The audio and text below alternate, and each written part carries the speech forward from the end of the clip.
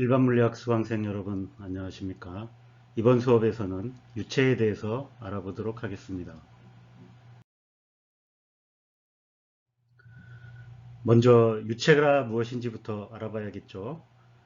앞에서 우리가 이 강체라는 것을 배웠습니다. 그 강체라고 하는 것은 뭐 말 그대로 이렇게 그 형태가 변하지 않는 이제 그런 걸 강체라고 하는데, 이것은 이상적인 물체이고 실제의 그 물체는 이렇게 형태가 완벽하게 유지되지는 않죠. 그래서 이 유체는 그때 이제 이 강체에 대비되는 개념으로 일단 배웠는데, 그냥 그 글자 말 그대로 풀어서 해석을 해보자면 이 흐를 수 있는 물질이라는 뜻입니다. 그래서 여러분들이 이 어떤 물질이 이제 온도에 따라서 또는 온도나 압력에 따라서 이 세 가지 상이 존재한다라는 건 이제 다 아실 겁니다. 그래서 이 기체, 그다음에 액체, 고체 이렇게 있는데, 이 고체라고 하는 것이 우리가 전에 했던 강체하고 비슷하죠. 근데 이제 실제 고체는 이 강체에다 이제 탄성체의 성질을 이제 가지고 있는 경우가 많이 많았습니다. 자, 그런데 이 고체하고 달리 이제 기체하고 액체는 어떤 점에서 고체와 가장 다를까요? 그러니까 이런 거를 한번 생각해 봐야겠죠. 그래서 그냥 그 당장에 떠오르는 생각이 없을 수는 있겠는데, 약간 좀 이 둘을 이제 구별하는 거를 물리적으로 봤을 때 어떻게 구별할 거냐. 그래서 이 물리학의 관점에서 보면 이 기체와 액체 이런 것들이 그 변형력이나 장력에 대한 저항이 없다라고 표현을 합니다. 그러니까 변형력이라고 하는 건 물체를 이렇게 찌그러뜨리려고 하는 거죠. 근데 보통 고체는 이렇게 변형을 시키려면 이 다시 그 변형된 힘을 빼면 복원이 되죠. 그래서 복원력을 가지고 있고, 그 다음에 그 복원력은 이 변형의 크기에 보통 이제 비례합니다. 그래서 변형시키려고 하면 할수록 이제 더 큰 힘이 필요한 거죠. 또 한편 장력이라고 하는 건 이렇게 그 줄 같은 경우에도 잡아 늘리려고 하면 이 더 늘어나는 거에 비해 이제 그 늘릴수록 하면 할수록 더 큰 힘을 가해줘야 되는, 그러니까 이런 거에 이제 안 늘어나려고 하는 성질이 있다 이런 건데, 그러니까 이 기체나 액체는 이제 그런 성질은 없다라는 뜻이죠. 반면에 이제 내리누르는 힘에 대해서는 여전히 저항을 합니다.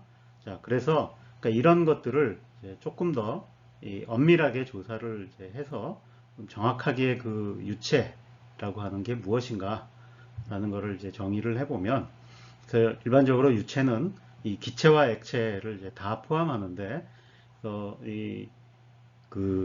이 두 상태는 그러니까 측밀리기 힘이라고 이제 보통 하는데, 영어로는 shear force, 그러니까 스트레스, shear 스트레스라고도 하는데, 그러니까 이렇게 물체의 면이 있으면, 그러니까 이 면에 대해서 수직 방향으로 내리는 힘, 이렇게 수직력을 가하는 거에 대해서는 이제 저항력이 있는데, 이 면과 나란한 방향으로 미는 힘, 이 미는 힘에 대해서 이것을 버틸 수 있으면 이게 이제 이 고체인 거고, 그다음에 버티지 못하고 그냥 밀려가는 일만 생기면 이걸 이제 유체라고 하는 거죠. 그래서 이렇게 이 면과 나란한 힘에 대한 반응을 가지고 보통 구별을 한다라는 거고, 그러니까 이렇게 그 측밀리기 힘에 대해서 버틸 수 없기 때문에 이게 형태가 이제 이 그 일정한 형태라는 게 없다. 그래서 이게 그 유체를 이제 그릇에 담으면 그 그릇의 형태에 따라서 항상 이 그릇이 이제 이 나란한 방향으로 힘을 가한다든지 하면 그거에 맞춰서 다 바뀐다 이런 뜻이 되는 거죠. 그래서 이런 유체에서는 그래서 면에 수직한 힘만 작용하게 되는 것이다 라는 거죠. 그래서 이런 일이 일어나는 거를 우리가 이 원자 또는 분자 수준에서 이제 이해를 해보려고 하면, 그리고 이 기체나 이 액체, 고체의 가장 큰 차이는 이 원자나 분자들이 일정하게 배열을 해서 그 배열을 유지할 수 있느냐 이런 차이죠. 그래서 이 액체나 기체에서는 그런 것이 안 된다라는 의미에서 이제 고체와 구별된다 뭐 이런 얘기입니다. 그래서 우리가 이 고체를 다룰 때는 그래서 이걸 하나의 덩어리로서 다뤘던 거죠. 그렇기 때문에 이 덩어리 전체, 그러니까 질량 또는 그 전체에 가해지는 힘, 그러니까 이런 거를 논의를 했는데, 이게 유체는 형태가 정해지지 않으니까 이 각각의 이제 부분이 다 다르게 기본적으로 운동을 할 수 있죠. 그래서 이런 거를 다루려면 저런 그 전체를 다루는 물체의 개념이 아니라, 그러니까 물체의 모든 부분을 다룰 수 있는 그런 접근이 필요하죠. 그래서 그런 또 그 물리량들을 이제 사용해야 됩니다. 그래서 질량 대신에 이제 그걸 부피로 나눠서 밀도라는 양을 쓰게 되고, 그 다음에 힘도, 그러니까 힘이 물체 전체에 가해지는 게 중요한 게 아니라 이 그 어느 부위에, 그 다음에 힘이 얼마나 가해지냐를 따질 때는, 그래서 이 단위 면적당 얼마나 가해지는가, 그래서 이제 압력이라는 개념을 필요로 하게 됩니다.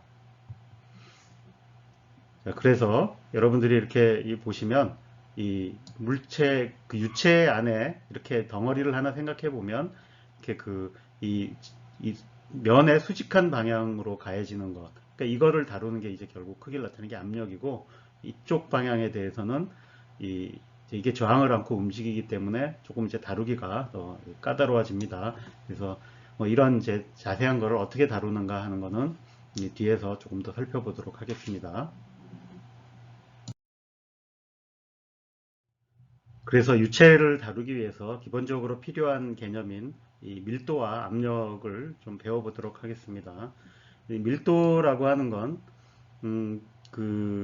이 단위 부피당 이제 질량을 나타내죠. 그래서 보통 질량 밀도라 그래야 되는데, 뭐 줄여서 그냥 밀도라고 부르도록 하겠습니다. 그래서 어떤 이제 작은 이 조각을 하나 생각하면, 부피를 생각하면 그 부피를 델타 V라고 하고, 그 부피가 가지고 있는 질량을 델타 M이라 그러면, 이렇게 델타 M을 델타 V로 나눈 걸 이제 밀도라고 할 수 있는 거죠. 일반적으로 유체의 경우에는 저 밀도 자체가 또 어느 부위마다 이렇게 다를 수 있겠죠. 그래서 저게 이 시간과 공간의 함수가 될 수 있다. 그러니까 이런 걸 이제 염두에 둬야 되겠습니다. 그 다음에 이 밀도의 단위로는, 그래서 이 질량의 단위 킬로그램을 부피의 단위 이 세제곱미터로 나눈 킬로그램 퍼 이 세제곱미터 단위, 그러니까 기본 단위가 되겠죠. 근데 일상에서는 또 이게 이제 1미터, 그러니까 세제곱미터라는 게 워낙 큰 부피다 보니까 이게 좀 눈에 들어오는 부피, 그러니까 1 세제곱 센티미터에 퍼 그램으로 또 이제 이걸 많이 씁니다. 그래서 이 둘 사이에 환산을 해보면 10의 3, 그러니까 10의 3승을 곱해주면 된다. 뭐죠? 네. 그 다음에 여기는 이제 몇 가지 뭐 흔한 물질들의 이제 밀도를 이제 나타내 놨는데, 이게 보면 우주 공간으로 나가면 밀도가 굉장히 작구나. 그래서 거의 우리로 해보면, 그러니까 지상에서는 최고의 진공보다 우주의 밀도가 훨씬 낮습니다. 그러니까 뭐 그렇고, 그 다음에 조금 이제 익숙해질 필요가 있는 것은, 우리에게 어떻게 보면 생활하는데 이제 기준이 되는 거겠죠. 그 중에 하나가 이 대기의 밀도 정도 되겠죠. 그래서 대기의 밀도는 킬로그램 퍼 이제 세제곱미터로 하면 대략 1, 정확하게는 1.2입니다만, 이게 이제 1kg 퍼 세제곱미터, 그러니까 세제곱미터당 1kg쯤 되는 게 이 공기 밀도다. 그러니까 이 정도는 기억을 하시는 게 좋겠고, 그 다음에 또 중요한 게 이제 물이죠. 그래서 물 같은 경우에는 예, 이 1세제곱미터에 1000kg, 그러니까 1톤이죠. 예, 그리고 이 세제곱 센티미터로 하면 1g 퍼 세제곱 센티미터 이렇게 되겠습니다. 그 다음에 뭐 흔한 금속인 이제 철 같은 경우에는 대략 물의 8배 정도의 밀도를 가지고 있고, 그 다음에 조금 이제 밀도가 큰 그 금속들이 있는데, 뭐 수은 같은 것도 좀 밀도가 크고, 그 다음에 금이나 이런 것들은 밀도가 더 큽니다. 그 다음에 뭐 그 외에도 여러 가지가 있으니까 여러분들이 한번 쭉 살펴보시기 바랍니다. 자, 다음으로 압력에 대해서 알아보겠습니다. 그래서 압력이라고 하는 것은 이 단위 면적당 받는 힘입니다.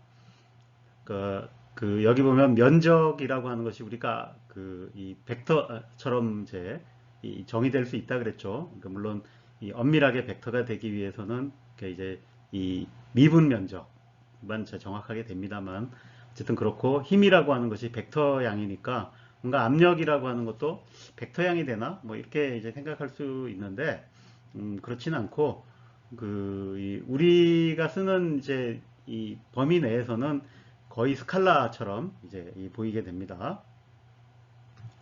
그 다음에 이 엄밀하게는 이게 이제 스칼라 양이 아니고 이 텐서 양입니다.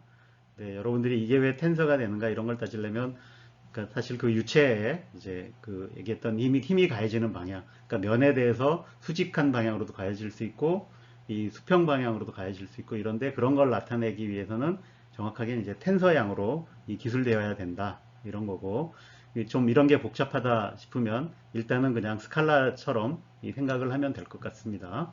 자, 그래서 이 압력은 그러니까 그 가해진 힘을 그 힘이 가해지는 면적으로 나눈 이제 이런 양이 되겠습니다.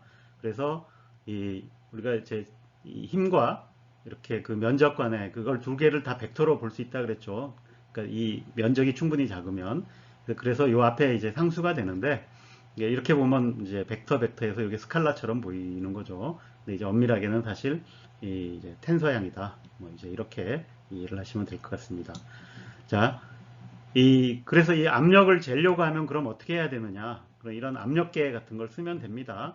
그래서 그러니까 일단 여기서 보면 이 압력이라고 하는 것은 이제 방향에는 관계가 없다라는 것을 이제 보여주는 거죠. 그래서 이 어느 방향으로 재도 이제 압력이 이제 같은 이제 그런 걸 하는데, 사실은 우리가 다루는 유체가 이제 그런 걸 만족한다고 가정을 한 거고, 대부분의 유체는 이제 그런 걸 만족하기 때문에 이렇게 그냥 스칼라처럼 쓰겠습니다.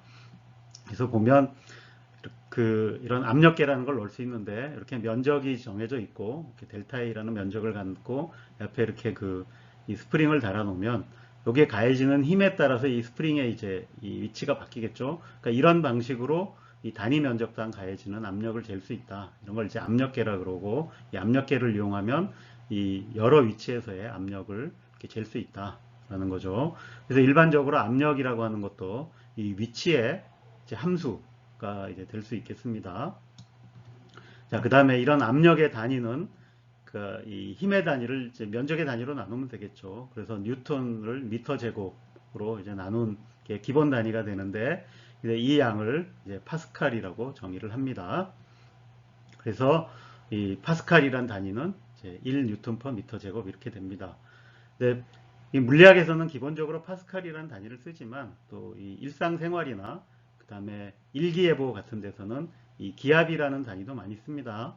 그래서 이거는 이제 이 해수면에서의 대기의 압력을 이제 1기압이라고 하는데, 이 파스칼로 나타내면 이게 우연히 맞아떨어져서 거의 이제 이 대략 1 곱하기 10의 5승, 그래서 10만 파스칼 정도 된다.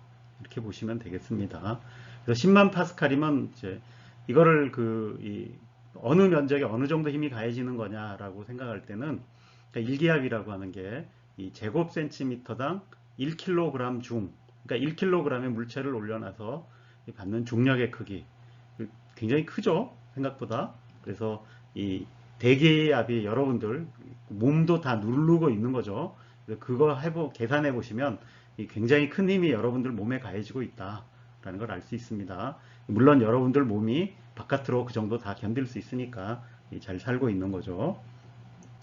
자, 그 다음에 여기에 보면 이제 몇 가지 압력을 적어 놨는데, 그래서 뭐 태양 중심에서의 이 압력이 이제 2 곱하기 10의 16승 파스칼 정도 된다. 뭐 지구에서는 4 곱하기 10의 11승 파스칼 정도 되고, 뭐 이런 식으로 쭉 이제 있죠. 예. 뭐 그런 다음에 이게 이제 이 1기압을 정의하는 거죠. 그래서 대략 10만 파스칼 된다. 뭐 이런 거고, 현재 얻을 수 있는 가장 높은 수준의 진공이 대략 한 10의 마이너스 12승 파스칼 정도 된다. 뭐 이 정도 그냥 상식으로 기억해 두시기 바랍니다. 자, 이제 유체를 물리적으로 다루는 것을 시작해 보도록 하겠습니다. 자, 유체라고 하는 것이 이 고체하고 다른 점이, 고체는 전체가 같이 움직였죠. 그래서 거의 강체로 봐서 이렇게 그 강체 운동으로 기술할 수가 있었는데, 유체라고 하는 것은 이 유체를 이루는 부분들이 다 따로 움직일 수가 있는 거죠. 그래서 실제로 그 이제 운동을 기술하는 게 굉장히 이제 어렵습니다. 실제로 그 나중에 이제 방정식을 여러분들께 한번 보여주려고 하는데, 보면은 입이 떡 벌어지는 거의 되게 무시무시한 방정식이 됩니다. 그러니까 그래서 그런 걸 이제 아무것도 수학적으로 무장이 안 돼 있는 우리가 다루기에는 너무 힘들고, 그래서 이제 일반 물리학 수준에서는 간단한 경우만 다뤄보려고 하는 겁니다. 그래서 가장 간단한 경우는 역시 안 움직이는 유체겠죠. 근데 예를 들어 고체 같은 경우에는 안 움직이고 있다 그러면 별로 재미가 없는데, 이 유체 같은 경우에는 움직이지 않아도 그 안에서 이 압력이나 밀도 같은 게 달라질 수 있기 때문에, 이런 이제 그것도 충분히 연구할 만한 가치가 있습니다. 자, 그래서 일단 여러분들이 이 일상에서 가장 흔하게 접하는 유체, 이게 두 가지가 있죠. 그러니까 이 두 가지 정도를 잘 이해한다라고 생각을 하고 대하면 좋겠습니다. 그러니까 이 두 가지가 뭐겠습니까? 예, 하나는 공기죠. 그러니까 대기의 공기 자체가 유체인 거죠. 그건 이제 기체 상태의 유체고, 또 하나는 물이죠. 그러니까 우리는 물하고 떨어져서 살 수가 없잖아요. 그래서 이 대표적인 두 가지 유체를 이제 생각하고 이제 그걸 염두에 두고 좀 이 나온 내용을 이해하면 좋을 것 같습니다. 자, 그래서 첫 번째는 그래서 이 압력과 유체에서의 깊이의 관계를 한번 이해를 해봅시다. 여러분들이 이 물에 한번 들어가 봤으면, 그러니까 그 물속 깊이 들어갈수록 이 깊이에 비례해서 압력이 증가한다라는 것을 느껴봤을 겁니다. 이걸 안 느껴봤으면 깊이 들어가 본 적이 없다는 얘기죠. 그래서 여러분들이 한 10m만 들어가 봐도 확실히 압력이 달라져서 이제 이 귀가 아파오기 시작하고 뭐 이제 이런 일들이 일어날 겁니다. 자, 근데 왜 그렇게 되는가를 이제 이해를 해보자라는 거죠. 그래서 자, 이게 여기 보면 물이 이렇게 있는데, 여기 그 물 표면이 있는 높이를 0이라고 정해 봅시다. 그 다음에 여기서부터 이제 깊이로 이제 들어가면 어떻게 되나, 이런 거를 이제 해보려고 하는 겁니다. 그래서 이쪽을 y좌표로 잡아서 이 y1이라는 곳과 y2라는 곳에 이렇게 놓여 있는 이 직육면체를 한번 생각을 해보는 거죠. 그래서 직육면체 윗면이 y1, 아랫면이 y2라고 해봅시다. 근데 요 유체의 한 부분을 생각하는데, 그러면 이 유체가 받고 있는 힘을 생각해 보자라는 거죠. 우리가 알고 있는 건 이 유체가 어쨌든 움직이지 않는다라고 그랬으니까 이게 정지해 있는 겁니다. 근데 이 유체가 중력을 분명히 받고 있겠죠. 그럼 중력을 이만큼 받고 있는데도 불구하고 왜 아래로 안 떨어지느냐 라고 묻고 있는 거죠. 자, 그거는 이 유체에서 이 압력이 작용하기 때문이다 라는 거죠. 근데 그 압력이 이제 윗면에 작용하는 압력과 아랫면에 작용하는 압력이 똑같다면 상쇄가 돼서 그 압력의 효과는 없을 겁니다. 근데 그러면 그러니까 유체가 이 부분이 내려가야죠. 그러니까 그런 일이 안 생기는 걸로 봐서 이 윗면과 아랫면에 작용하는 압력의 차이가 있겠다. 이런 걸 이제 짐작할 수 있죠. 그걸 계산해 보자 이거죠. 그래서 이 두 번째 면에 작용하는 힘을 F2, 이 윗면, 그러니까 이 작용하는 힘을 F1하고, 그 다음에 그 두 개의 차이가 중력하고 똑같다라는 이런 이제 방정식이 하나 나오겠죠. 근데 이 윗면에 작용하는 힘은 윗면에 작용하는 압력 곱하기 면적, 아랫면에 작용하는 힘은 아랫면에 작용하는 압력 곱하기 면적일 테니까, 그 다음에 요 질량 M이라고 하는 건 밀도 곱하기 부피죠. 그 다음에 부피는 이 면적 A에다가 요 높이, 그거는 이제 y1-y2만큼 곱해주는 게 되겠죠. 그거를 다 집어넣으면 A는 다 공통적으로 있으니까 지워질 거고, 결국 이 P2-P1이 로우지 y1-y2 이렇게 된다라는 걸 알 수 있습니다. 내가 이거를 이제 한쪽 기준을 0인대로 잡으면 이렇게 P는 P0, 그러니까 요점에서의 압력. 근데 이제 물에 들어갈 때 여기 압력이 0이 아니라 대기압이 작용하고 있죠. 그래서 대기압 P0 더하기 로우 GH 들어간 수심만큼 이제 이 압력이 커진다라는 걸 알 수 있습니다. 자, 그래서 이 여기 로우하고 G가 나오는데 물의 그 로우는 1, 그러니까 10의 3승 킬로그램 퍼 미터 3승이죠. 그 다음에 G는 10 미터 퍼 세크 제곱이죠. 예. 그래서 그거를 다 조합해 보면 대략 이 요쪽하고 비교를 해보는 거죠. 대기압하고. 대기압이 10만 파스칼인데 그럼 요 앞에 있는 거 여기는 1000이고 여기는 10이죠.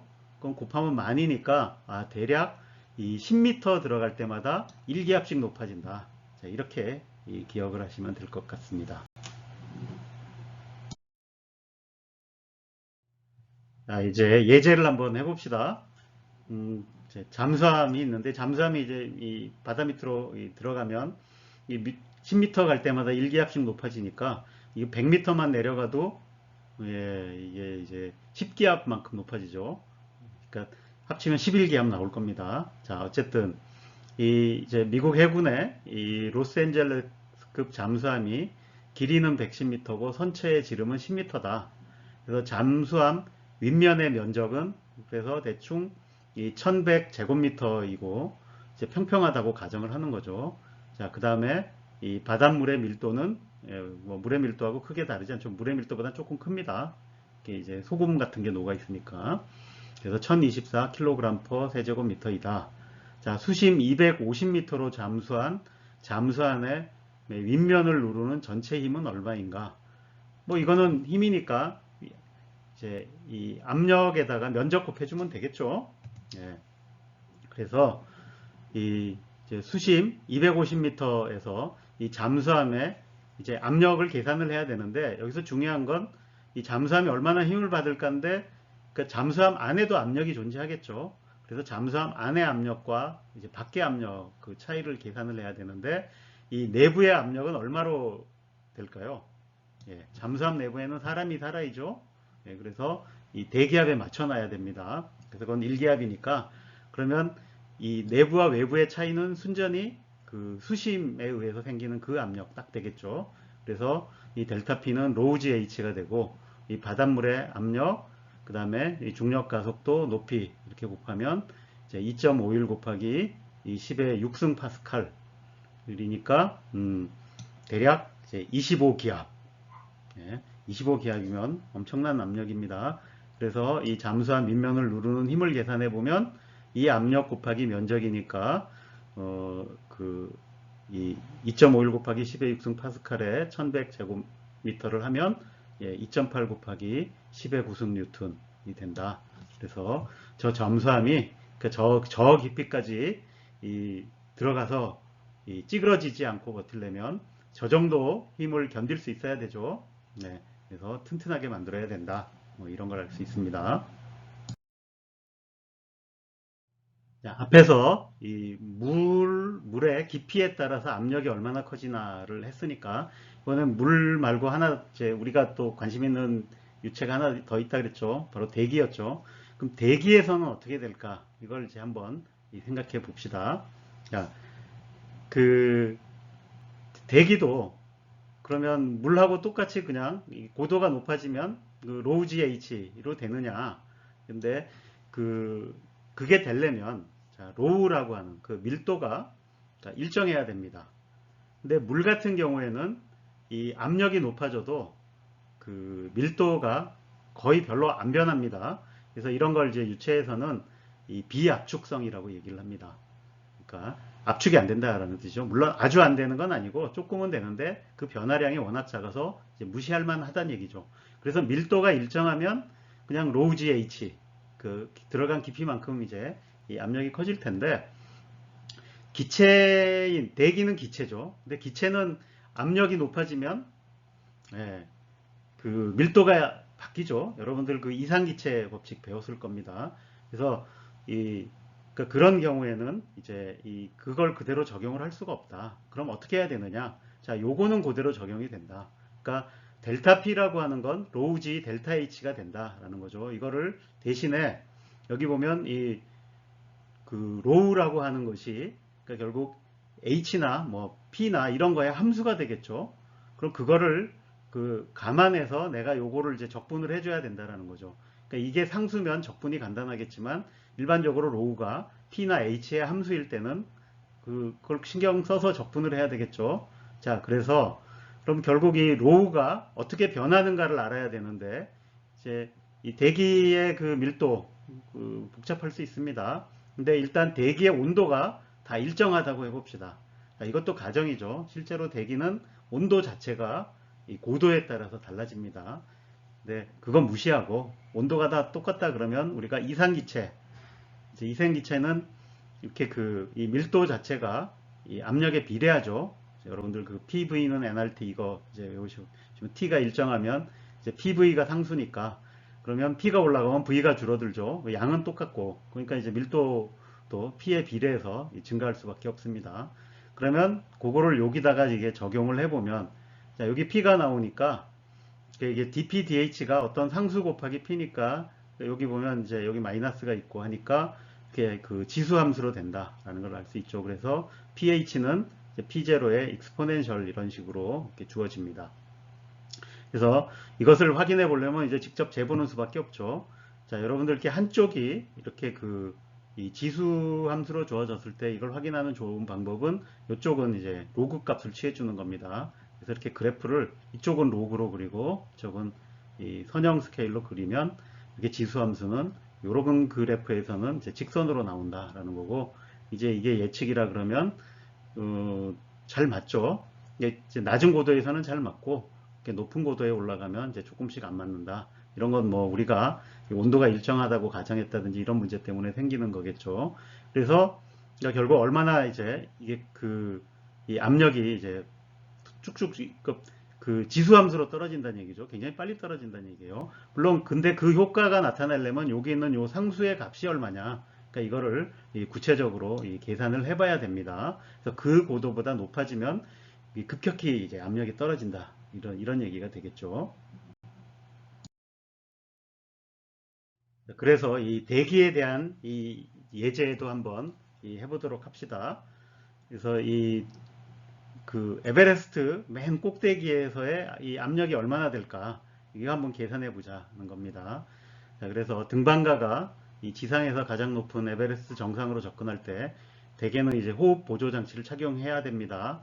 이게 그 공기 압력이 이제 이 해수면보다 이게 워낙 낮아서 압력이 낮으면 이제 우리가 이 산소를 이 받아들이는데 그러니까 힘들어집니다. 이제 기본적으로 폐의 압력만으로 이제 숨을 쉬기가 어려워집니다.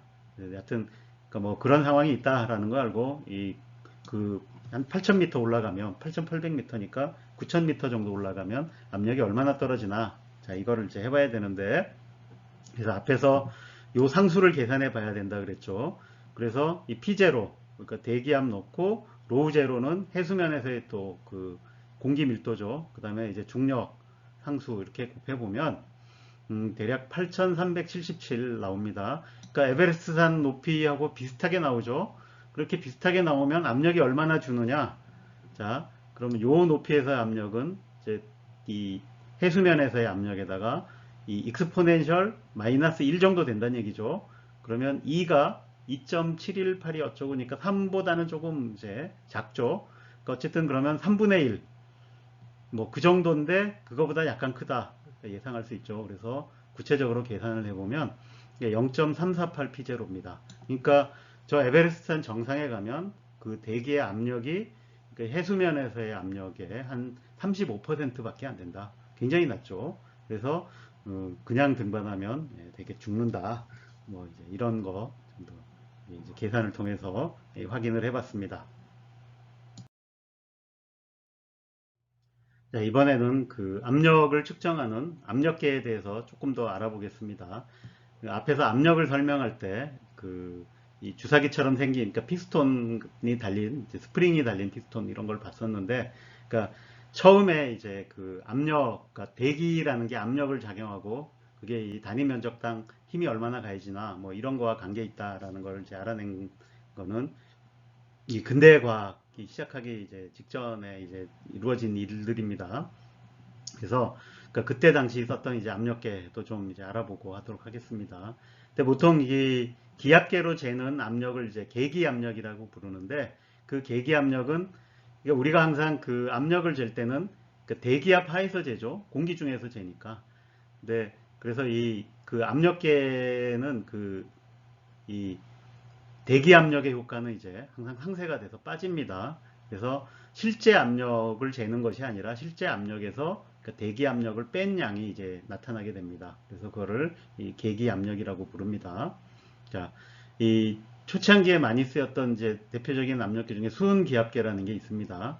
그래서 실제로 이걸 가지고 이제 이 대기의 압력의 변화가, 대기의 압력도 일정한 게 아니라 이 시간, 뭐 그 온도 이런 거에 따라 바뀌죠. 이제 그런 거를 재는데, 이렇게 그 수은 위에다가 이 수은 기둥을 세워 놓는데, 그래서 이 수은 기둥의 높이가 어디까지 올라가느냐, 결국 그게 요 기둥이 작용하는 그 압력이, 이 뒤에 배우겠지만 여기서 작용하는 압력이 이 유체의 모든 요 표면에서 작용하는 압력과 이제 똑같게 됩니다. 그래서 그러면 이 요 기둥에 의한 압력, 그러니까 그게 그거는 이제 로우 GH로 주어진다 그랬죠. 그럼 여기에 이 수은의 밀도를 넣고 이제 G를 곱해주면 이게 이 H에 따라서 압력이 달라지는데, 이걸 이제 이 단위를 이 토르 또는 이제 밀리미터 Hg라 그랬습니다. 이거 이제 요새는 안 쓰는 압력 단위인데, 그래서 이렇게 해보면 1기압이 760토르다. 그러니까 그 얘기는 무슨 얘기냐면 1기압일 때 이 수은 기둥이 76cm까지 올라가더라. 뭐 그러니까 760mm, 그러니까 76cm죠. 그러니까 그 정도 올라가더라. 이렇게 되는 거죠. 만약에 이거를 수은을 안 쓰고 물을 썼다 그러면 어떻게 되겠어요? 그러면 물은 아까 10m 올라갈 때마다 1기압 올라간다 그랬죠. 그러니까 이 물기둥은 10m 갈 거다. 수은하고 물의 차이는 밀도의 차이에 의한 거니까 이제 물과 수은의 그 이제 밀도 차이를 이걸로 10m와 760mm, 그러니까 76cm 이거 비교해서도 알 수 있는 거죠. 자, 그 다음에 그러니까 이렇게 이제 수은 기둥 압력계도 있고, 그다음에 이제 열린관 압력계라는 게 있는데, 그러니까 이것은 이렇게 요 안에 이제 가스 같은 거 내가 측정하고 싶어하는 이제 기체, 보통 이제 기체 측정하는데 많이 썼으니까 이 기체의 압력을 재려고 하면 여기다가 기체를 넣고 여기다가 이제 수은을 이렇게 이제 채웁니다. 그러고 나서 내가 요거를 움직일 수 있게 하는 거죠. 그럼 내가 요거를 조절을 해서 요 수은의 높이 이렇게 해보면, 그러니까 요 기체의 압력하고 이 대기압의 차이만큼 이제 요만큼 높이가 더 올라가겠죠. 그래서 요 높이를 재서 이 압력을 재는 거를 이제 열린관 압력계라고 합니다. 자, 그러니까 뭐 이거 외에도 뭐 최근에는 물론 다른 방식으로 현대적으로 이 재는 이제 간단한 이 센서 장비들이 많이 있으니까 실제로는 이제 그런 것들을 대부분 이용합니다. 자, 이번에는 이 정지해 있는 유체에 적용되는 이 파스칼의 원리라는 것을 알아보겠습니다. 자, 파스칼의 원리는 이 뭐냐 하면 이 닫혀 있는 비압축성 유체, 비압축성이라는 얘기는 이 밀도가 압력에 따라 바뀌지 않는다. 뭐 이런 뜻입니다. 그래서 저는 한 곳에 생긴 압력 변화는 유체 내 모든 곳에 똑같이 전달된다. 이렇게 됩니다. 자, 여기서 중요한 건 압력이 아니라 압력의 변화입니다. 그래서 이 어느 한 군데 압력의 변화가 생기면 그 압력의 변화가 모든 곳에 똑같이 전달된다입니다. 자, 그래서 이렇게 여기 지금 이제 피스톤 같은 구조가 있다 그래 보죠. 그래서 여기 물이 있고 이게 피스톤이 있는데, 내가 여기다가 이제 이 무거운 물체를 올려놔서 이렇게 누른다고 해봅시다. 그러면 요 표면에서의 그 압력이 올라가겠죠. 그런데 그 올라간 압력이 이 표면에만 적용되는 게 아니라 이 유체 모든 곳에 다 똑같이 그만큼의 압력이 올라간다. 이게 뭐 이런 뜻입니다. 그래서 이 식으로 쓰면 이제 여기서 내가 압력을 높여준 만큼 이제 여기가 P0였는데 PT로 바뀌면 그게 전체로 다 이렇게 이제 적용이 된다. 라는 뜻입니다. 자, 그래서 이런 것들은 이제 보통 이 유압 펌프라는 데서 응용이 되고 있습니다. 그래서 요새는 뭐 유압을 쓰는 데가 그렇게 그렇게 많은지는 잘 모르겠는데 요새 워낙 전동 장치들이 많아서 옛날에 그 자동차 정비소 같은 데 가면 이렇게 이제 간단한 이런 유압식 그 유압 장치 들어올리는 장치들이 있었습니다. 지금도 뭐 간단한 경우에는 이제 쓰이는 데가 있을 겁니다. 근데 이 경우에 보면 이렇게 이 면적이 넓은 피스톤과 면적이 작은 피스톤을 이렇게 이 유체, 보통 이제 기름을 쓰죠. 이 오일로 이렇게 연결을 해 놓으면 내가 여기다가 압력을 가해주면 이쪽에도 똑같은 압력 변화가 일어난다 라는 뜻입니다. 대신에 여기는 면적이 좁고 여기는 면적이 넓으니까 압력 변화가 똑같으니까 가해준 힘은 그 면적에 비례해서 차이가 나겠죠. 반비례해서. 그러니까 여기는 내가 이 작은 힘을 그러니까 가해도 그 압력 변화가 크죠. 면적이 작으니까. 근데 여기서는 그 작은 힘을 가했어도 여기는 똑같은 압력 변화에 대해서 면적이 크니까 이제 큰 힘이 이제 작용한다라는 뜻이죠. 그래서 이 면적에 비례하는 만큼의 더 큰 힘을 작용할 수 있다. 그러니까 지렛대 같은 원리인 거죠, 이것도. 그래서 이런 이제 사람의 힘으로 자동차를 들어올릴 수 있다 이런 건데, 이게 물론 해보면 공짜는 아니죠. 이 한 일의 양을 따져보면 똑같다. 왜냐하면 대신에 이 힘은 크지만 내가 움직이려고 하면 여기를 훨씬 많이 밀어줘야 되죠. 그래서 이 힘 곱하기 움직인 거리 해보면 똑같다. 한 일의 양은 이제 같다. 이런 걸 알 수 있습니다.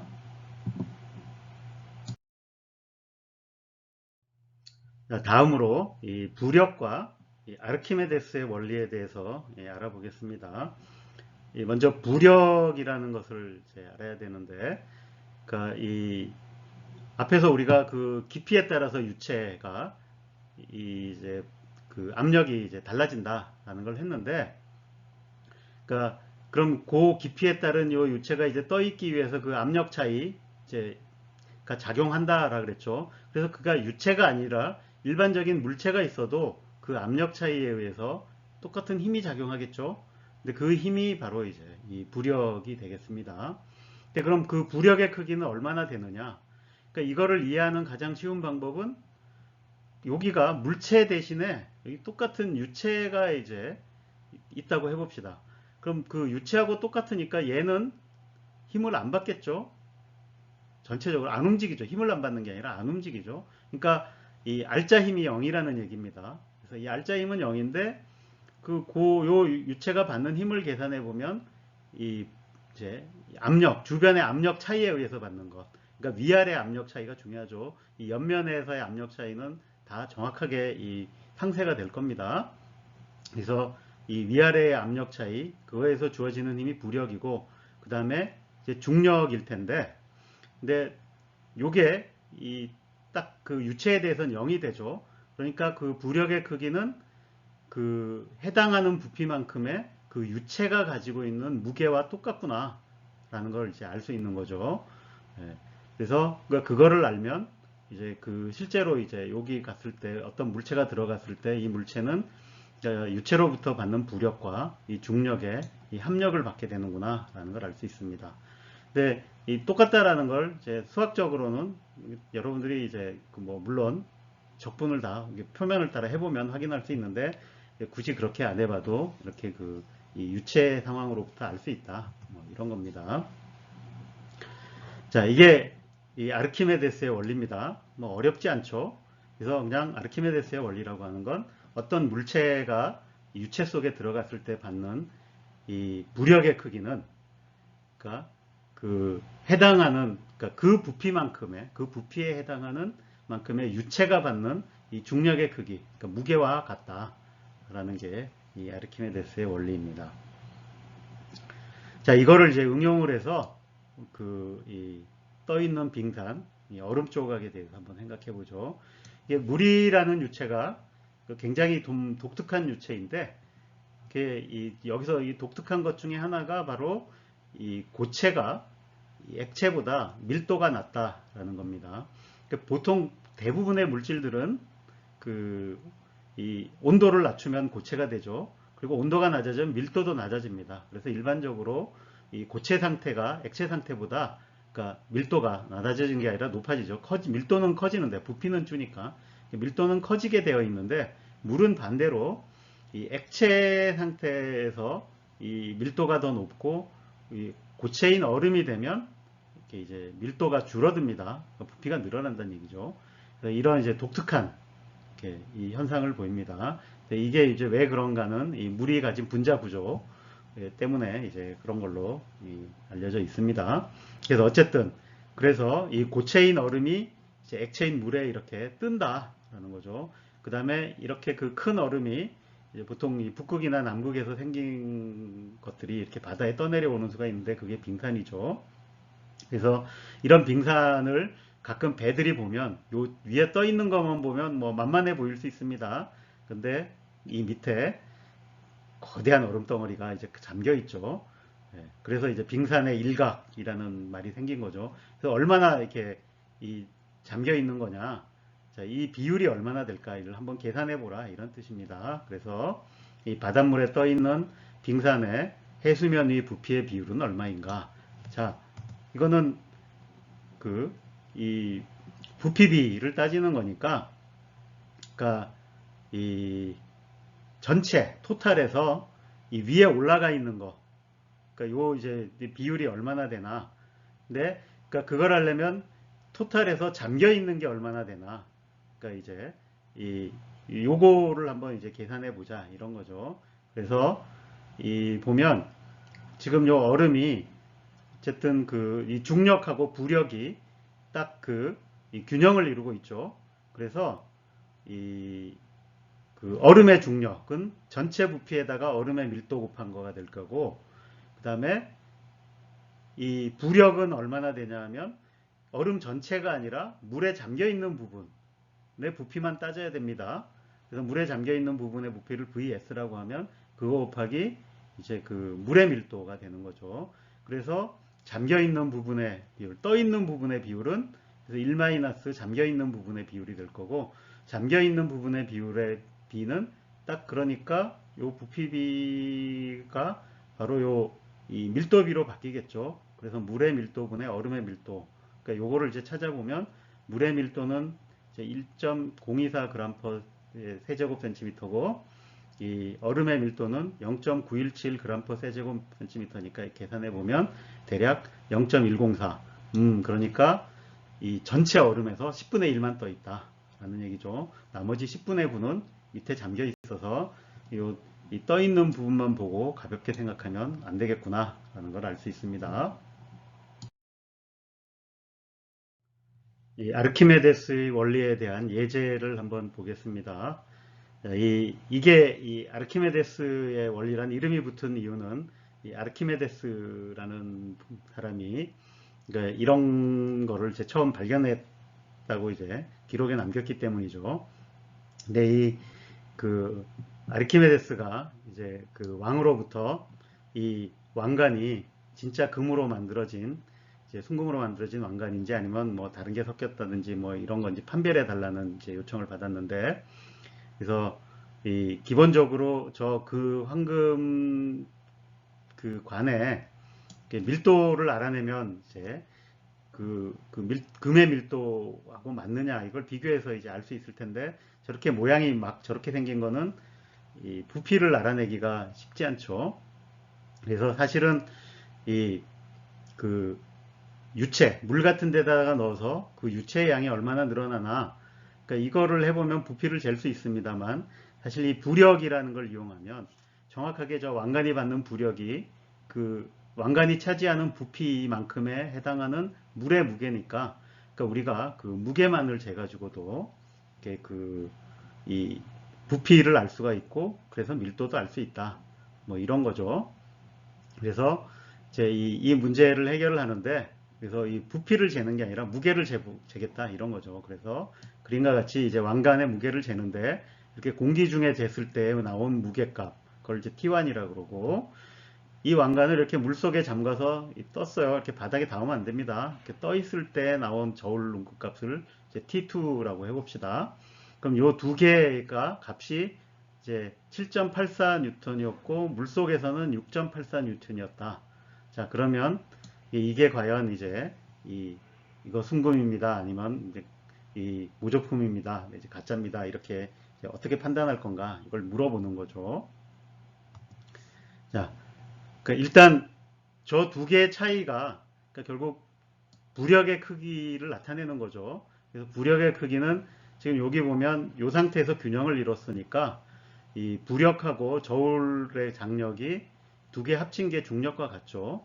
그래서 이 부력의 크기는 이제 중력에서 이 저울의 장력을 뺀 값이 되는데 이 그 이 중력 이건 이제 저울의 무게니까 처음에 이 공기 중에서 쟀을 때 값 넣으면 되죠. 그래서 그 차이는 이제 1.0 뉴턴이다 라는 걸 알 수가 있고 그 다음에 이 부력의 크기로부터 이 왕관의 부피를 알 수가 있죠. 왜냐하면 그 부력이라고 하는 것이 이 그 부피에다가 이제 물의 밀도를 이렇게 물의 무게만큼 곱한 거랑 똑같으니까 이렇게 보면 이제 부피가 이 부력을 이제 물의 밀도 곱하기 중력 가속도 나눈 거와 똑같다라는 걸 알 수가 있고 그러면 요 지금 황금관의 밀도는 이 황금 그러니까 왕관의 질량을 부피로 나눈 거죠. 근데 질량은 이제 무게를 G로 나눈 거고, 그 다음에 부피는 앞에서 이렇게 구했죠. 이걸 집어넣으면 요 G는 상쇄될 거고, 그리고 물의 밀도에다가 요 비율, 그러니까 그러니까 원래 바깥에서의 무게를 부력으로 나눈 요 비율만큼 이제 물의 밀도보다 여기에 밀도가 높다 이렇게 되는 거죠. 그래서 이게 이제 7.84 넣고 1.0 넣으면 그러니까 이제 7.84 g per 세제곱센티미터가 되는구나. 네, 이걸 이제 금의 밀도 해보면 19.3 g per 세제곱센티미터니까 뭐 절반도 안 되죠.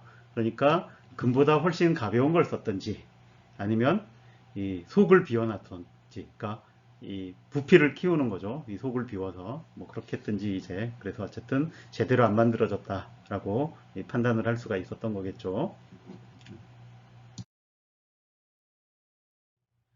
그래서 저 이 아르키메데스의 원리가 그러니까 그 물체의 이제 밀도를 재는데 유용하게 쓰입니다.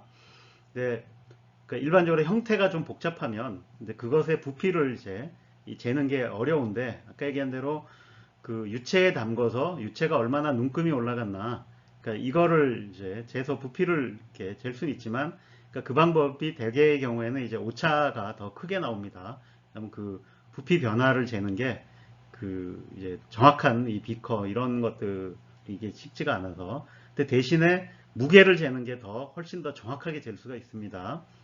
그래서 무게만 재가지고 저 밀도를 알아내는 방법 그게 그 앞에서 나온 방법이랑 비슷한데 지금 여기 이제 그게 설명이 돼 있죠. 그래서 내가 이 밀도를 알고 싶은 여기 이제 구가 있다. 그러면 이 구를 이제 그 어떻게 하냐면 이렇게 유체가 이제 담긴 비커에가 있는데 여기 지금 이제 물인데 사실 이제 보기 좋으라고 염색을 했습니다. 이 상태로 이 비커의 무게를 잽니다. 그래서 이게 얼마다라는 걸 재고 그 다음에 내가 밀도를 재고자 하는 물체를 이제 여기다가 집어넣고 이 공중에 뜬 상태로 그러니까 이거가 여기 이게 얼마로 되느냐는 중요하지 않아요. 그래서 이렇게 이 유체 위에서 뜬 상태로 해서 요거의 무게를 잽니다. 자, 그 다음에 이걸 그냥 툭 놔요. 그래서 이 바닥에 가라앉게 합니다. 가라앉게 한 다음에 또 무게를 잽니다. 그럼 매번 무게가 증가를 할 거예요. 이렇게 세 번을 재면 내가 저 물체의 밀도를 알아낼 수 있다라는 거죠. 이게 어떻게 알아내느냐? 지금 여기는 이제 구체적인 수치를 줘서 이제 계산하라고 돼 있는데 그러니까 이거의 원리는 간단합니다. 처음에 이 내가 이제 요거의 이제 무게를 이제 M0라는 거를 이제 재는 거죠. 그다음에 이걸 재고 그다음에 이제 비커에 있을 때는 요게 이 물만 유체만의 무게죠. 그 다음에 두 번째 쟀을 때는 이때 나오는 저울의 눈금은 뭘까요? 그러니까 요 유체의 무게에다가 더하기 부력이 재지는 거겠죠. 근데 부력이라고 하는 건 물의 밀도 곱하기 요 물체의 부피입니다. 자, 그 다음에 바닥에 떨어뜨리면 뭐가 재지는 거겠어요? 예, 이때는 부력은 저울에 안 나타나고 요 유체의 무게와 요 물체의 무게가 더해진 값이 저울에 나타나게 됩니다. 근데 그거는 이 원래 그러니까 물체의 이제 그 밀도 곱하기 부피가 될 테니까, 그럼 우리가 알고 싶은 게 요거니까 요 세 개를 쟀죠. 그러니까 원래 유체의 이제 무게하고 다음 거 쟀는데 요 세 개로부터 방정식을 세우면 금방 이제 요런 식이 나오고, 그래서 이걸로부터 이 이제 물체의 이 밀도를 그 물의 밀도의 비율로 요 비로 이제 그 차이죠. 그 차이로 내가 알 수 있다. 뭐 이런 얘기입니다. 이제 구체적인 수치는 넣고 계산은 안 하도록 하겠습니다. 자, 이제부터 이 유체의 동력학을 이제 한번 시도를 해봅시다.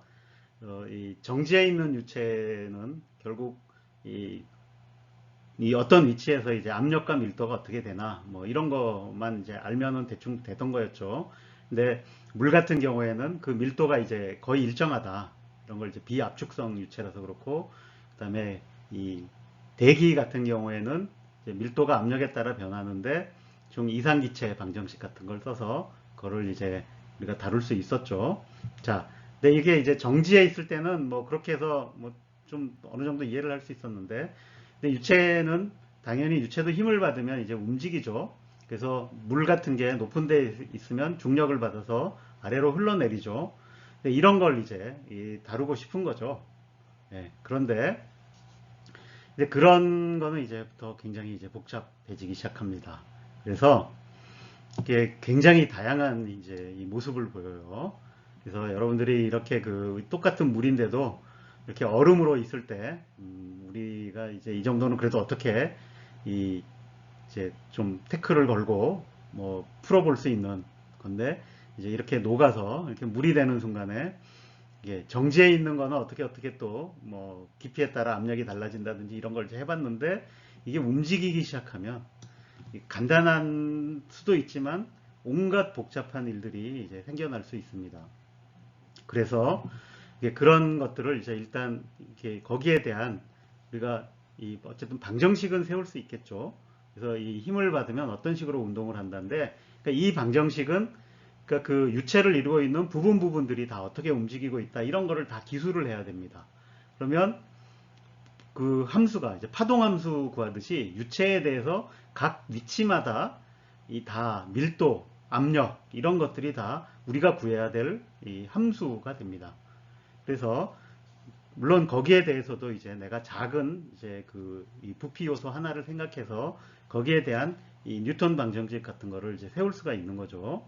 근데 이제 그런 시도를 사람들이 오랜 기간 동안 해와서, 그래서 그런 것들을 다룰 때 유체를 이제 구분을 해서 이제 다뤄야 된다라는 거고, 그래서 이 가장 기본적으로 이 유체의 성질을 가르는 게 뭐냐면 그 유체에 어떤 힘을 가했을 때, 그러니까 그걸 보통 이제 이 스트레스라고 부르는데, 그 힘이 어느 방향으로 가해지느냐. 그러니까 내가 생각하고 있는 면에 이 수직 방향, 이제 이런 건 압력 같은 것이 될 거고, 수평 방향으로 주어지는 걸 이제 보통 이 시어 포스라고 부르는데, 이런 것들을 다 합쳐서 이제 스트레스라고 부르는 거죠. 그러면 그런 힘을 받으면 유체가 이제 변형이 일어납니다. 근데 그러니까 움직이게 된다는 얘기죠. 근데 이게 어떤 식으로 반응하느냐에 따라서 이제 여러 가지 유체로 구분을 하는데, 일단 가장 크게는 이 뉴턴 타입의 유체와 비뉴턴 유체로 나눕니다. 여기서 이게 뭐냐 같은 거는 뭐 너무 조금 기술적인 문제라서 설명은 하지 않겠습니다. 그냥 저런 게 있다더라. 그리고 일단 그 중에서 비뉴턴 유체다 그러면 벌써 이름이 어려운 게 쉽지 않겠죠. 그래서 이 뉴턴 유체를 이제 다루도록 할 텐데, 이 뉴턴 유체의 동력학에 대해서는 이제 그 유명한 방정식이 있습니다. 그 방정식 이름이 이 나비에 스톡스 방정식이라는 건데, 자 여기 보시면 이렇게 생겼습니다. 그러니까 이건 그냥 이 뉴턴 방정식을 유체에 적용한 거라고 이제 생각하면 되는데, 그러면 이 앞에 가속도 같은 거에 해당하는 게, 여기 보면 이게 문제는 이제 밀도도 변할 수 있다라는 게 문제죠. 그래서 이게 이제 시간과 공간에 따라서 어떻게 변하느냐, 그러니까 그거를 이제 나타내주는 요소가 있고, 그 다음에 거기에 이제 이걸 움직이게 하는 힘이 가해지는데 어떤 힘들이 있느냐, 압력이 있겠죠. 그래서 그 압력이 가하는 힘은 항상 이 압력의 그레디언트로 주어집니다. 그러니까 압력이 얼마나 변하느냐가 결국 힘을 얼마나 가느냐가 되고, 근데 여기 그 다음부터 좀 복잡한 것들이 나옵니다. 자, 이쪽 맨 끝에 있는 건 쉽죠. 이건 외부에서 가해준 힘이에요. 대표적으로 여기 이제 보통 중력을 많이 고려하니까 여기 이제 로우 G라고 썼는데, 뭐 중력 이외에 다른 것도 집어넣을 수는 있습니다. 자, 그거 외에 여기 뮤에 비례하는 항이 나오는데, 이 뮤가 이제 점성이라고 부르는 겁니다. 그래서 이 유체는 이제 서로 이렇게 움직일 때 이게 끈끈한 정도가 있다라는 거죠. 이게 유체마다 다르죠. 그래서 이 점성이 크냐 작으냐에 따라서 저 움직임이 굉장히 이제 달라질 수 있다라는 거고, 그래서 이제 이런 것 때문에 이제 복잡한 일들이 생긴다라는 겁니다. 자, 그래서 여기 보면 이 우리가 구해야 될 게 결국 U라는 게 가장 기본적으로 이게 이 속도장이라고 부르는 건데 얼마나 움직이느냐 이런 거를 이제 다루는 거고, 이걸 구하려고 하다 보니까 로우하고 P를 다 알아야 되는 거죠. 근데 이것도 우리가 미리 알기는 어렵죠. 풀어봐야 하는 거죠. 그래서 이거에 대한 또 방정식이 필요합니다.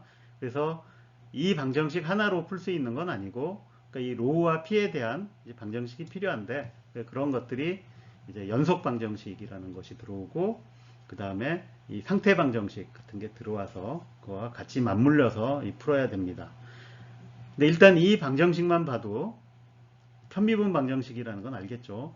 근데 이게 그 편미분 방정식인데 이게 선형이냐 비선형이냐가 굉장히 중요한데, 이쪽을 보면 뭔가 이 U만 나오는데 뭔가 선형인 것 같긴 한데, 이제 문제는 요 점성이 이제 상수냐 이런 것도 문제가 되죠. 이게 상수라고 하면은 뭐 그럭저럭 선형인데, 문제는 이쪽에 이런 항이 있다는 거죠. 이게 비선형이라는 거죠.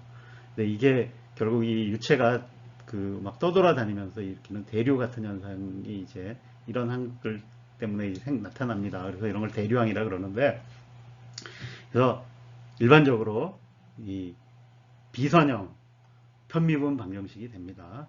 예.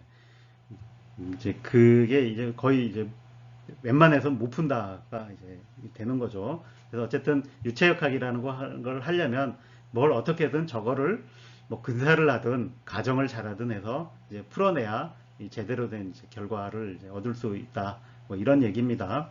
그래서 전체적으로 유체 동력학이라는 것이 굉장히 이제 어려운 이제 분야다. 뭐 이 정도 하고, 그래서 일반 물리학에서는 그렇게 어려운 건 당연히 이제 못 다루니까, 그래서 저정해서 잘 가정을 해서 쉽게 이해할 수 있는 것들, 그런 내용들을 위주로 간단한 거 경우만 살펴보도록 하겠습니다. 그래서 우리가 다루려고 하는 그 유체는 뭐냐? 그거를 이제 이상 유체라고 부릅니다. 그러니까 이제 아이디얼 플루이드라는 거죠. 네, 그럼 어떤 게 이상 유체냐? 조건이 좀 많습니다. 네, 이제 첫 번째는 이 그 흐름 자체가 이제 층흐름을 한다라는 건데, 이 층흐름에 반대되는 개념이 이제 마크름이라고 하는 건데, 영어로는 이제 터벌런트 플로우라 그럽니다. 근데 여기 보면 이 강물이 천천히 흘러가면 이게 고요하게 흘러가죠. 근데 이렇게 되면 이렇게 그 흘러가는 그 이 속도장이라고 그랬죠. 그 속도장이 엉키는 일이 없습니다. 그러니까 각각의 유체가 서로 그냥 곱게 흘러가는 거죠. 근데 이런 거를 이제 이 층흐름, 그러니까 라미나 플로우라고 합니다.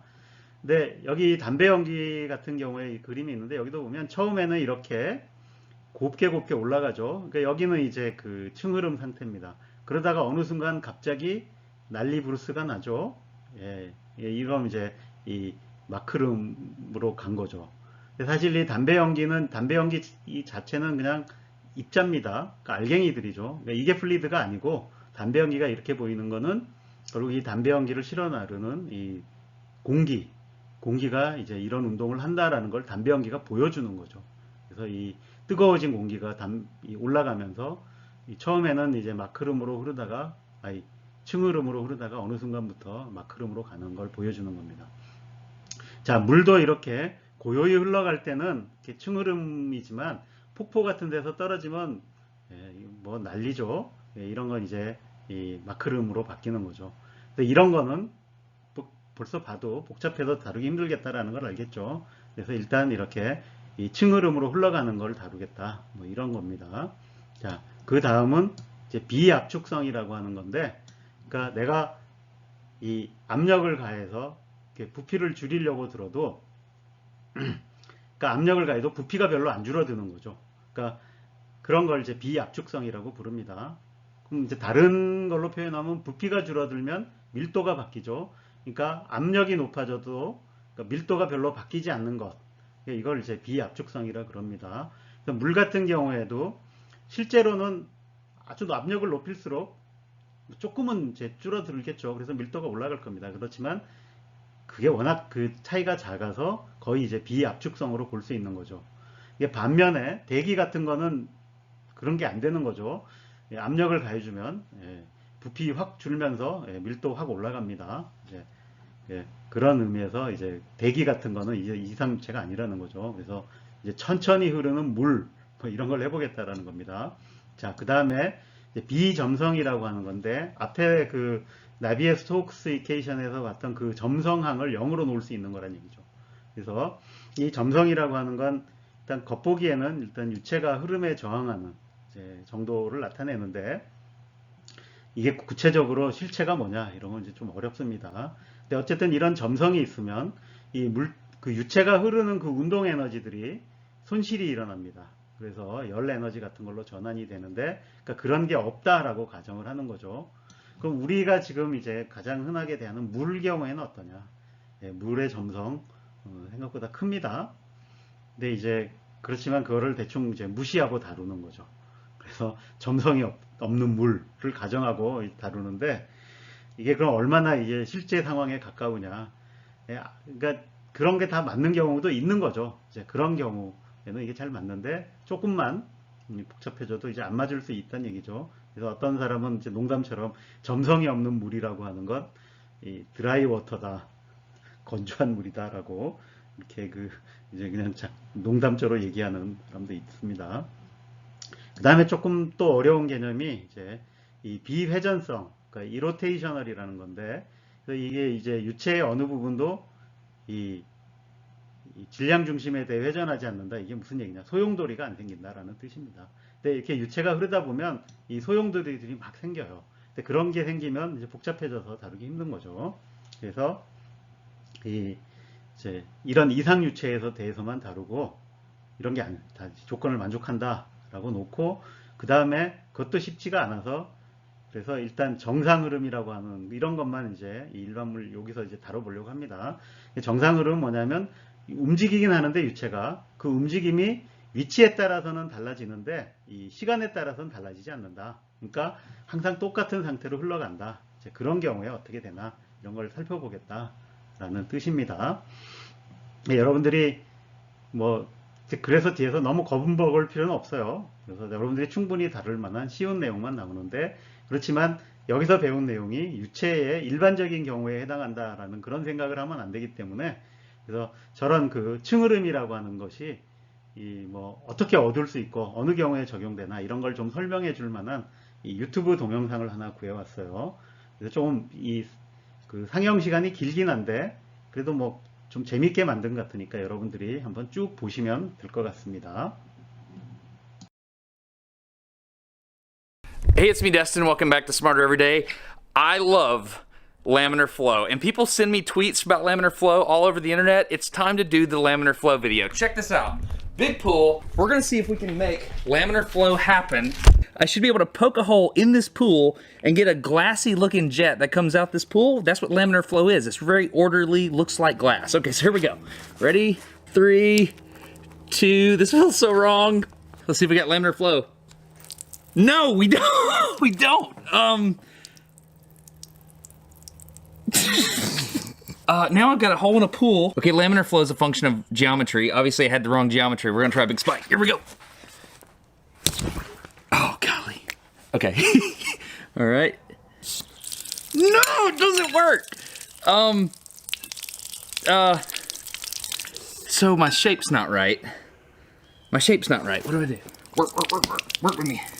Ah, there we go. Okay, so I got laminar flow right here, and it's going turbulent right here. Why? Laminar flow is a function of the geometry, the velocity, and the kinematic viscosity of the fluid that you're working with. Right now, my velocity is not fast enough to have laminar flow because there's not enough pressure. So if I move it down, I should have more pressure. So let's plug this back up. Well, now I have a problem. Okay. That's out.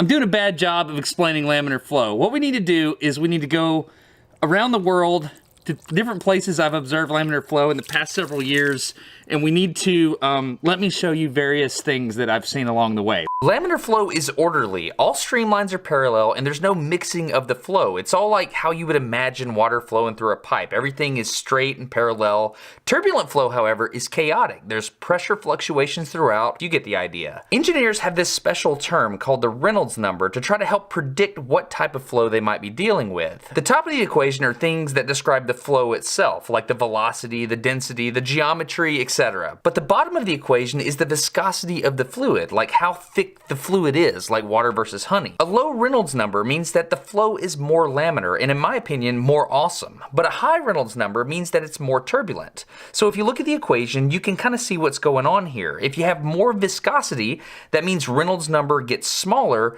therefore the flow is more laminar. But if you increase the velocity of the flow or the size of the flow, Reynolds number gets bigger, therefore you have more turbulent flow. If you keep Reynolds number and the Mach number the same, you can make a model of whatever you're trying to fly, and you can get a good idea if turbulence or laminar flow is going to happen over the model. That's exactly what they did with the Saturn V. This is the big Saturn V right here. But in order to approximate what was going to happen, they made a wind tunnel model. You can use wind tunnel models like this little 4-inch model to approximate the flow over the entire Saturn V rocket. As flow comes through here and goes across this Apollo capsule, if the string flickers, it's turbulent flow.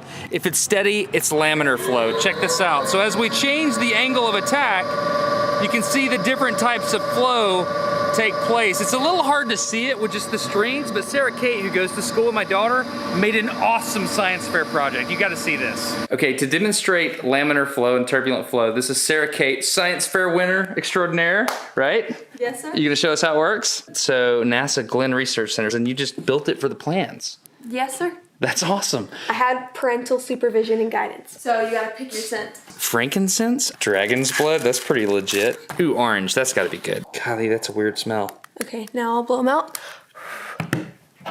And Okay, and so that's gonna make the smoke come through this pipe right here, right? yep. Now I'll turn the fan on. So, gotta get the light correct, right? Yep. Okay, so that's pulling it through. Should we be able to see it yet? Yeah, you can already see it. You can already see. Oh, what the heck? You sure can. Look at that. Oh, that's cool. Look at that.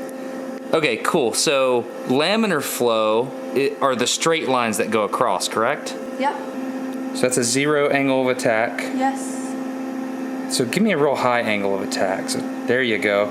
Look at that. So we're getting flow separation along the backside here, and we get turbulence back in here, right? Mm-hmm. Let's see.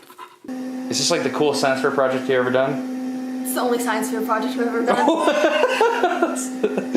Look at that turbulence back there. So ultimately, what were you trying to learn here? Basically, I was just trying to learn more about airfoil shapes and flow separation and stall and make a good visual representation of all those things.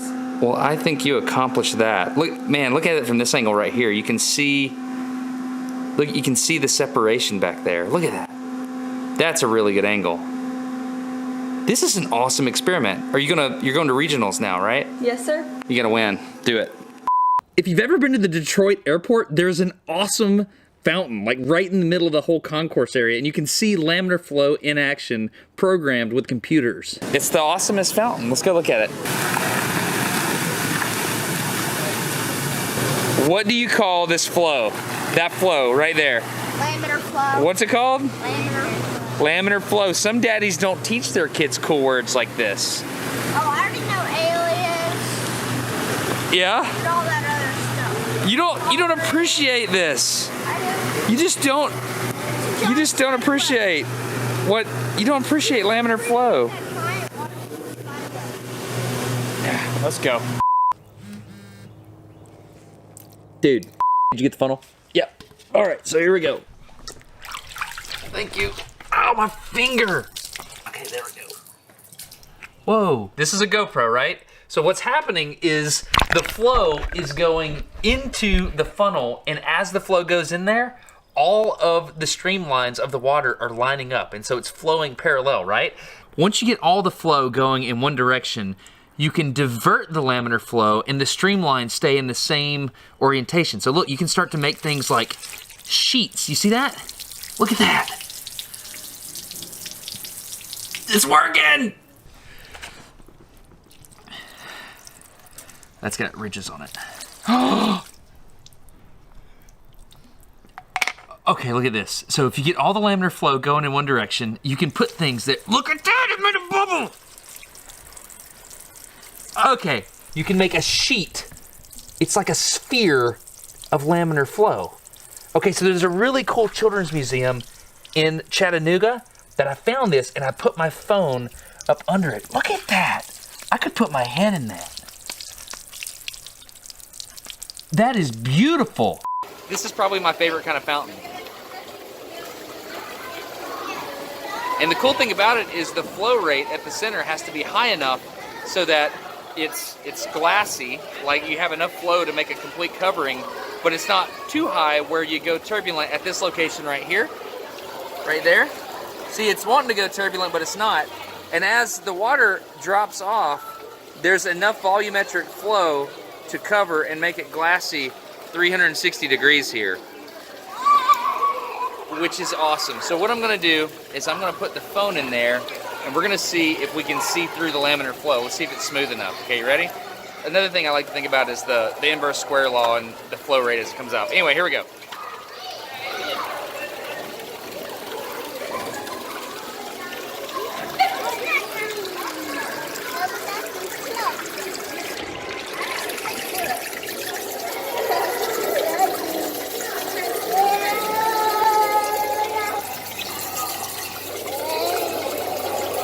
That works, doesn't it? So the next question is, can you hear me? So it's totally engulfed with water. I don't know if you can hear me or not, but the microphone's probably full of water at this point. But let's try this. Can you hear me better now? I like this a lot.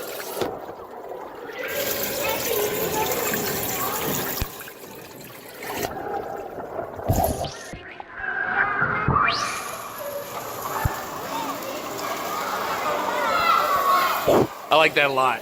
Okay, it's really fun when you're like 30-something years old and you have to wait for the 2-year-olds so you can do your little fluid experiment.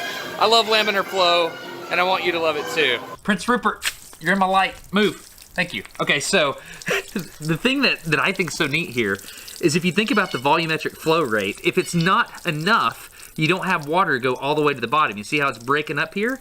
But if you control all of these variables perfectly, you can make a fountain do exactly what you want. This is beautiful. I really respect people that design fountains like this because it has to do with flow rate, has to do with all pressure, the nozzle geometry, anything can disturb the flow. That's amazing. Watch, touch it. Come here. Oh, it's shot. It's up. Are we gonna go up and then Yeah, down? touch it, touch it. Are we allowed to touch this? Well, we're doing it. Oh, that's so stinking cool. I love it. You know why I love it? Laminar flow. Can you imagine how perfectly they have to level this? Because that's gravity fed. And then you have to make sure that the flow into the little orifice there is perfectly level all the way across. Oh my gosh.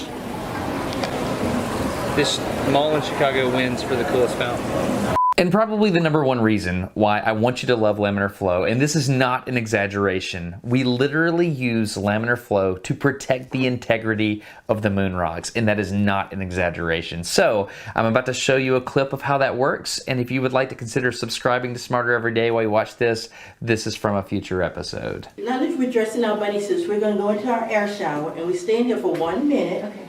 And it's a laminar flow. You that have no it's idea how balance much- between a less clean area and a clean You have no idea how much I like laminar flow. You don't even know. I can't even explain it to you. And you really love it. I do. So here we go. Okay, here we go. And only 4 can go in here. Is this going to make our hair fly around? No, it's not that kind. It's just really slow laminar flow. In the meteorite lab, they have the little tunnels that actually would make your hair flow. They found out that stirred up more particles, so this was designed to be Turbulence better. was bad. That's why Exactly. this is laminar. Yes. Okay. Laminar good, turbulence bad. Got it. I dig it. I like laminar flow. That's where they are now. Is there That's a our minute mark. up? Yes. Our microwave's done? So watch your step down. I'm watching it. Boom. Wow. All right. Okay. I hope you enjoyed this video. 자, 이제 그 일반 물리학 수준에서 다룰 수 있는 유체 운동, 이거를 생각해 보도록 하겠습니다. 이렇게 간단한 경우에는 이제 우리가 알아야 될 방정식이 2개가 있습니다. 그러니까 우리가 앞에서 그 나비의 스토크 이퀘이션 봤죠. 이제 그런 타입의, 그러니까 이 흐름, 유체의 흐름과 관계된 방정식이 하나 있고, 그다음에 그거 외에 이제 밀도와 압력, 뭐 이런 거와 관계된 이제 방정식이 또 필요하다 그랬죠. 그래서 이렇게 간단한 경우에도 이 2개의 방정식이 필요한데, 첫 번째 그래서 이 연속 방정식이라는 것을 먼저 배우고, 그 다음에 이 유체의 흐름에 대한, 그러니까 이 나비의 스토크 이퀘이션에서 유도할 수 있는데 그걸 한번 적분해서 이렇게 그 에너지 형태로 쓴 이제 그런 방정식, 이거를 이제 베르누이 방정식이라 그럽니다. 그래서 이 연속 방정식과 이 베르누이 방정식을 써서 이게 이제 다룰 수 있는 문제들을 해보려고 합니다. 자, 그래서 첫 번째로 이 연속 방정식이라는 것을 먼저 다루는데, 그러니까 이거는 이 유체의 양이 보존된다. 유체가 어디 사라지는 게 아니다라는 것을 이제 표현한 식입니다. 그래서 일단 식으로 쓰면 굉장히 간단합니다. 이렇게 이 관을 따라 흘러간다라고 생각을 해봅시다. 근데 사실 이 관이 꼭 있느냐 없느냐는 중요한 게 아니라, 앞에서 우리가 층흐름, 그러니까 라미나 플로우의 경우에는 이게 이어진다 그랬죠. 그 흐름이. 그리고 서로 겹쳐서 서로 지나가지 않는다. 그러니까 그렇게 하면 결국 이게 이제 이렇게 쭉 쫄아들면, 그러니까 그 단면적이 이제 변할 수 있다라는 거죠. 그게 밖에 관이 있어 그럴 수도 있고, 뭐 이 흐름이 이제 빨라져서 그럴 수도 있고, 뭐 등등 이렇게 있는데, 어쨌든 이 흐름을 따라가면서 이렇게 바뀌는 면적, 그걸 내가 이제 A라고 쓰고, 그럼 그 면적에 대해서 여기에서 흐르는 그 유체의 속력을 V라고 쓰면, 이 2개를 곱한 건 이 상수로 일정하게 유지된다라는 겁니다. 자, 그래서 이걸 이제 연속 방정식인데, 이게 왜 그 유체 이제 보존을 나타내는 거냐? 뭐 간단하게 알아볼 수 있습니다. 그럼 여기가 단면적이 이제 A1이라 그러고, 그 다음에 여기에 움직이는 속력을 이제 V1이라 그러면, 내가 델타 T라는 시간 동안 요 유체가 이제 얼마나 흘러가느냐, 그 양을 델타 M이라 그러면, 자, 여기는 로우는 다 똑같다 그랬으니까 이제 이 비압축성이라, 그래서 밀도 곱하기 부피인데, 부피는 단면적에다가 델타 T 동안 간 시간, 이게 V1 델타 T죠. 그러니까 이 양과, 근데 그 양이 그대로 계속 이어져서 갈 테니까 여기를 지날 때는 그럼 어떻게 되느냐, 내가 A2에다가 V2 델타 T를 곱한 게 같아야 되겠죠. 그래야 이 같은 유체가 지나간 거니까. 그리고 이게 항상 유지될 테니까, 결국 그럼 여기서 이 델타 T 없어지고 로우 같으니까 A1 V1은 A2 V2다 라는 이제 이런 게 성립해야 된다 라고 하는 거죠. 그러니까 그래서 결국 이렇게 이 층흐름이 이어지면 단면적이 넓은데, 그러니까 쉽게 얘기해서 이 관이 굵은 곳에서는 유속이 느려지고 가는 데서는 빨라져야 된다. 그래야 같은 양의 유체가 지나가니까 이제 그렇게 돼야 된다라는 것을 이제 이 연속 방정식이다라고 부르는 겁니다. 그래서 뭐 그렇게 어렵지 않죠. 예, 그러니까 그래서 단면적 곱하기 속도는 상수다라는 걸 기억하면 될 것 같습니다. 이 연속 방정식의 결과를 볼 수 있는 이 간단한 예가, 여러분들이 이제 수도꼭지에 물을 틀어 보는 건데, 물론 수도꼭지를 확 틀면 이렇게 물이 콸콸콸 쏟아져 나오면, 예, 이게 터벌런트 플로우가 되겠죠. 예, 막 흐름이 돼서 이게 층흐름이 안 나오니까, 층흐름을 얻으려면 이게 이제 속도가 조금 이제 느리게 됩니다. 그래서 살살 틀어서 물이 쪼르륵 나오게 하면 여러분들이 이런 걸 관찰할 수 있을 거예요. 이렇게 가면서 이게 점점 가늘어진다라는 걸 볼 수 있는 거죠. 그러니까 앞에서 적용했던 연속 방정식이 꼭 그 유체가 흐르는 관으로 형성되지 않아도 이렇게 층 흐름이 되면 그 층 흐름이 따라가는 그 라인이 있기 때문에 이제 그런 걸 통해서 단면적이 정의가 된다라는 걸 보여주죠. 이렇게 이 수도꼭지에 물이 떨어지면 속도가 빨라지죠. 그냥 외력을 받았으니까 중력에 의해서 점점 빨라질 겁니다. 당연히 이 h만큼 돌아가면 속력이 그 루트 2gh 뭐 이제 이만큼 빨라질 겁니다. 그러면 내가 여기다가 연속 방정식 적용하면 그 속도하고 단면적을 곱한 게 줄어들어야 되니까 내가 h만큼 내려가면 그 스퀘어 루트 h에 반비례해서 이게 줄어들 거다라는 걸 알 수 있는 거죠. 네.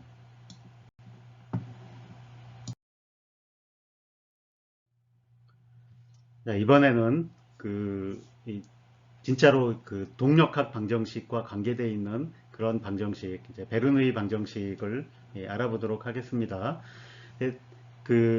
사실은 이 내용은 그 정확한 동력학 방정식을 몰라도, 그러니까 뉴턴의 운동 방정식에서 나오는 그 이일 에너지 정리, 뭐 그것만 적용을 해보면 이렇게 될 거다라는 걸 이제 알 수 있습니다. 그래서 일단 이 베르누이 방정식이라는 게 이제 어떻게 생겼는가부터 살펴보면 이제 이런 형태로 생겼습니다.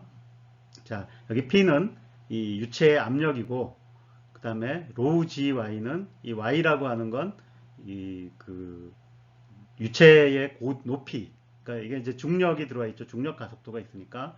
그러니까 유체가 이제 지면으로부터의 높이가 어떻게 되는가, 그러니까 그걸 따지는 거고, 그 다음에 요 조합을 보시면 P 플러스 로우 GY라고 하는 거는 우리가 정지해 있는 유체의 경우에 이 깊이에 따라서 압력이 어떻게 바뀌는가 할 때 나왔던 딱 그 조합이죠.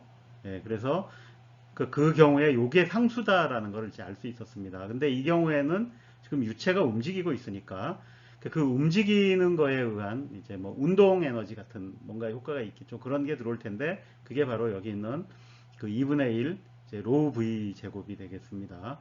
그래서 요 세 개를 더한 요 조합은 이 유체가 있는 이제 위치에 관계없이 항상 상수다라는 게 이 베르누이 방정식이 되겠습니다.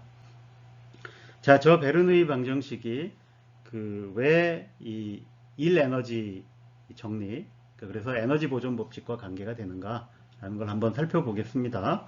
자, 여기 이렇게 그 유체의 흐름이 있다고 해봅시다.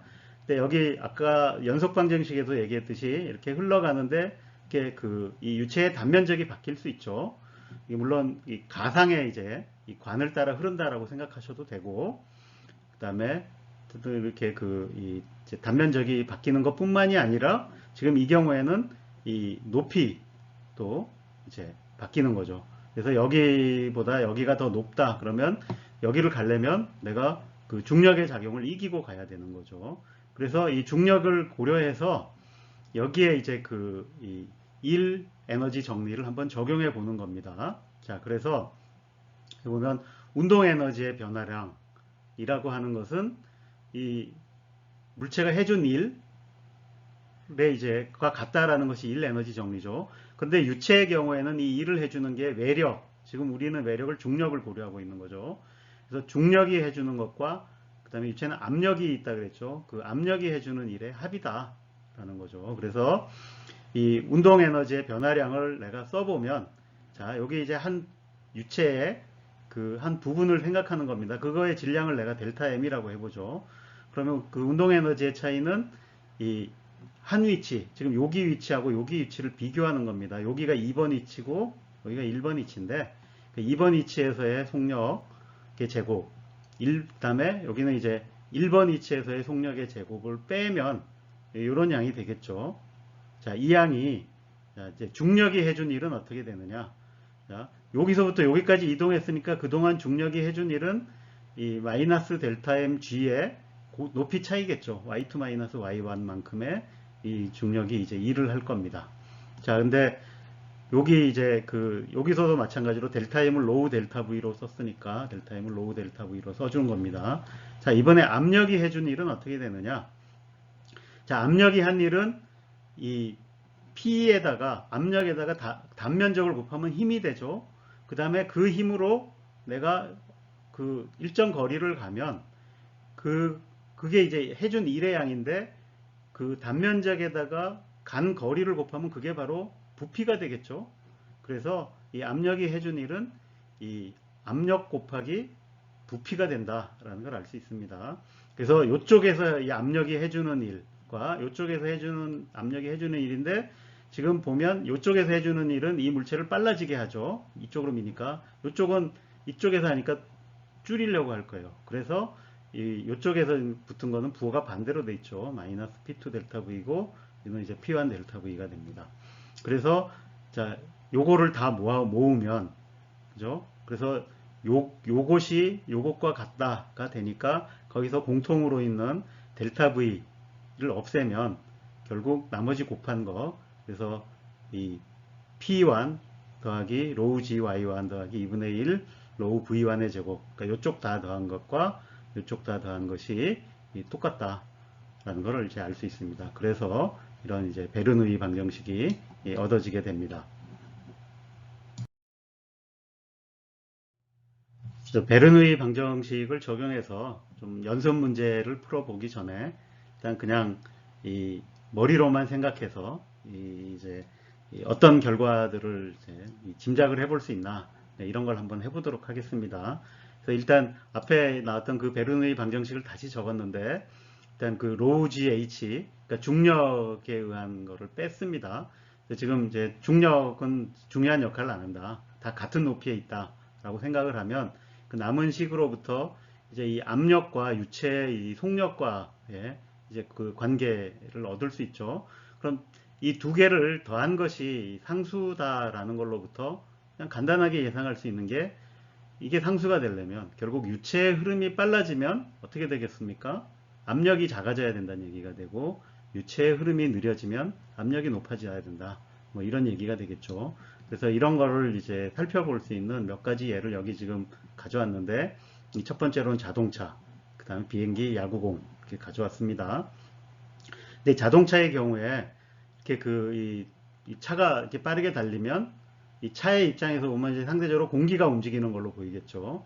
그럼 이제 차는 정지해 있는데 이제 공기가 이렇게 빠른 속도로 이제 간다라고 생각해 보면 이 공기의 흐름이 이제 위로 이렇게 타고 올라가서 이렇게 갈 경우에 그 이 아래로 흐르는 공기하고 위로 흐르는 공기하고 이 속도 차이가 이제 생길 수 있다라는 거죠. 그러니까 그거에 이제 차의 형태에 따라 달라지게 됩니다. 그래서 보통 일반 차량인 경우에는 이렇게 생기면 이 아래로 흐르는 그 공기의 흐름에 비해서 위로 흐르는 공기의 흐름이 빨라집니다. 그러면 이 베르누이 이 방정식에 따르면 그러니까 이 위에는 속도가 빠르니까 그만큼 압력이 낮아지겠죠. 그러니까 아래는 느리니까 압력이 그대로 이제 크게 변하지 않습니다. 그럼 결국 이 위와 아래 사이에 압력 차가 생기죠. 여기는 압력이 높고 여기는 압력이 낮으니까 전체적으로 이 차를 위로 밀어 올리는 그러니까 그런 힘이 작용하게 되는 거죠. 그래서 실제로 저런 단순한 구조의 차들은 빨리 달리면 달릴수록 위로 올리는 힘이 작용하는데 이렇게 되면 이 바퀴와 지면의 마찰력은 이 수직력에 비례한다 그랬잖아요. 그럼 저 수직력이 그만큼 이제 작아지겠죠. 그죠? 이 위로 올리는 올리는 힘 때문에.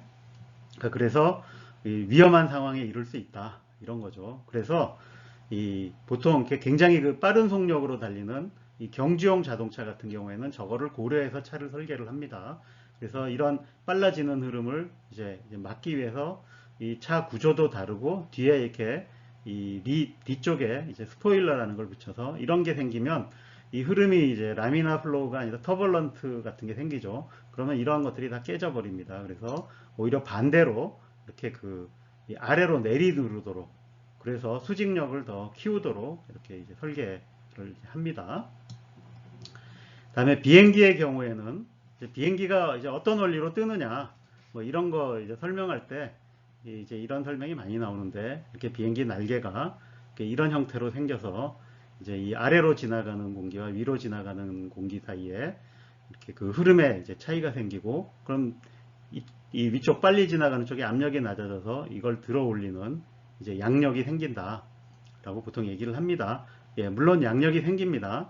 근데 이제 여기에서 이 주의해야 될 것은, 그러니까 비행기가 그럼 저 차이에 의해서, 저 베르누이 방정식이 얘기해주는 저 압력의 차이에 의해서 비행기가 뜨느냐? 네, 그렇진 않다.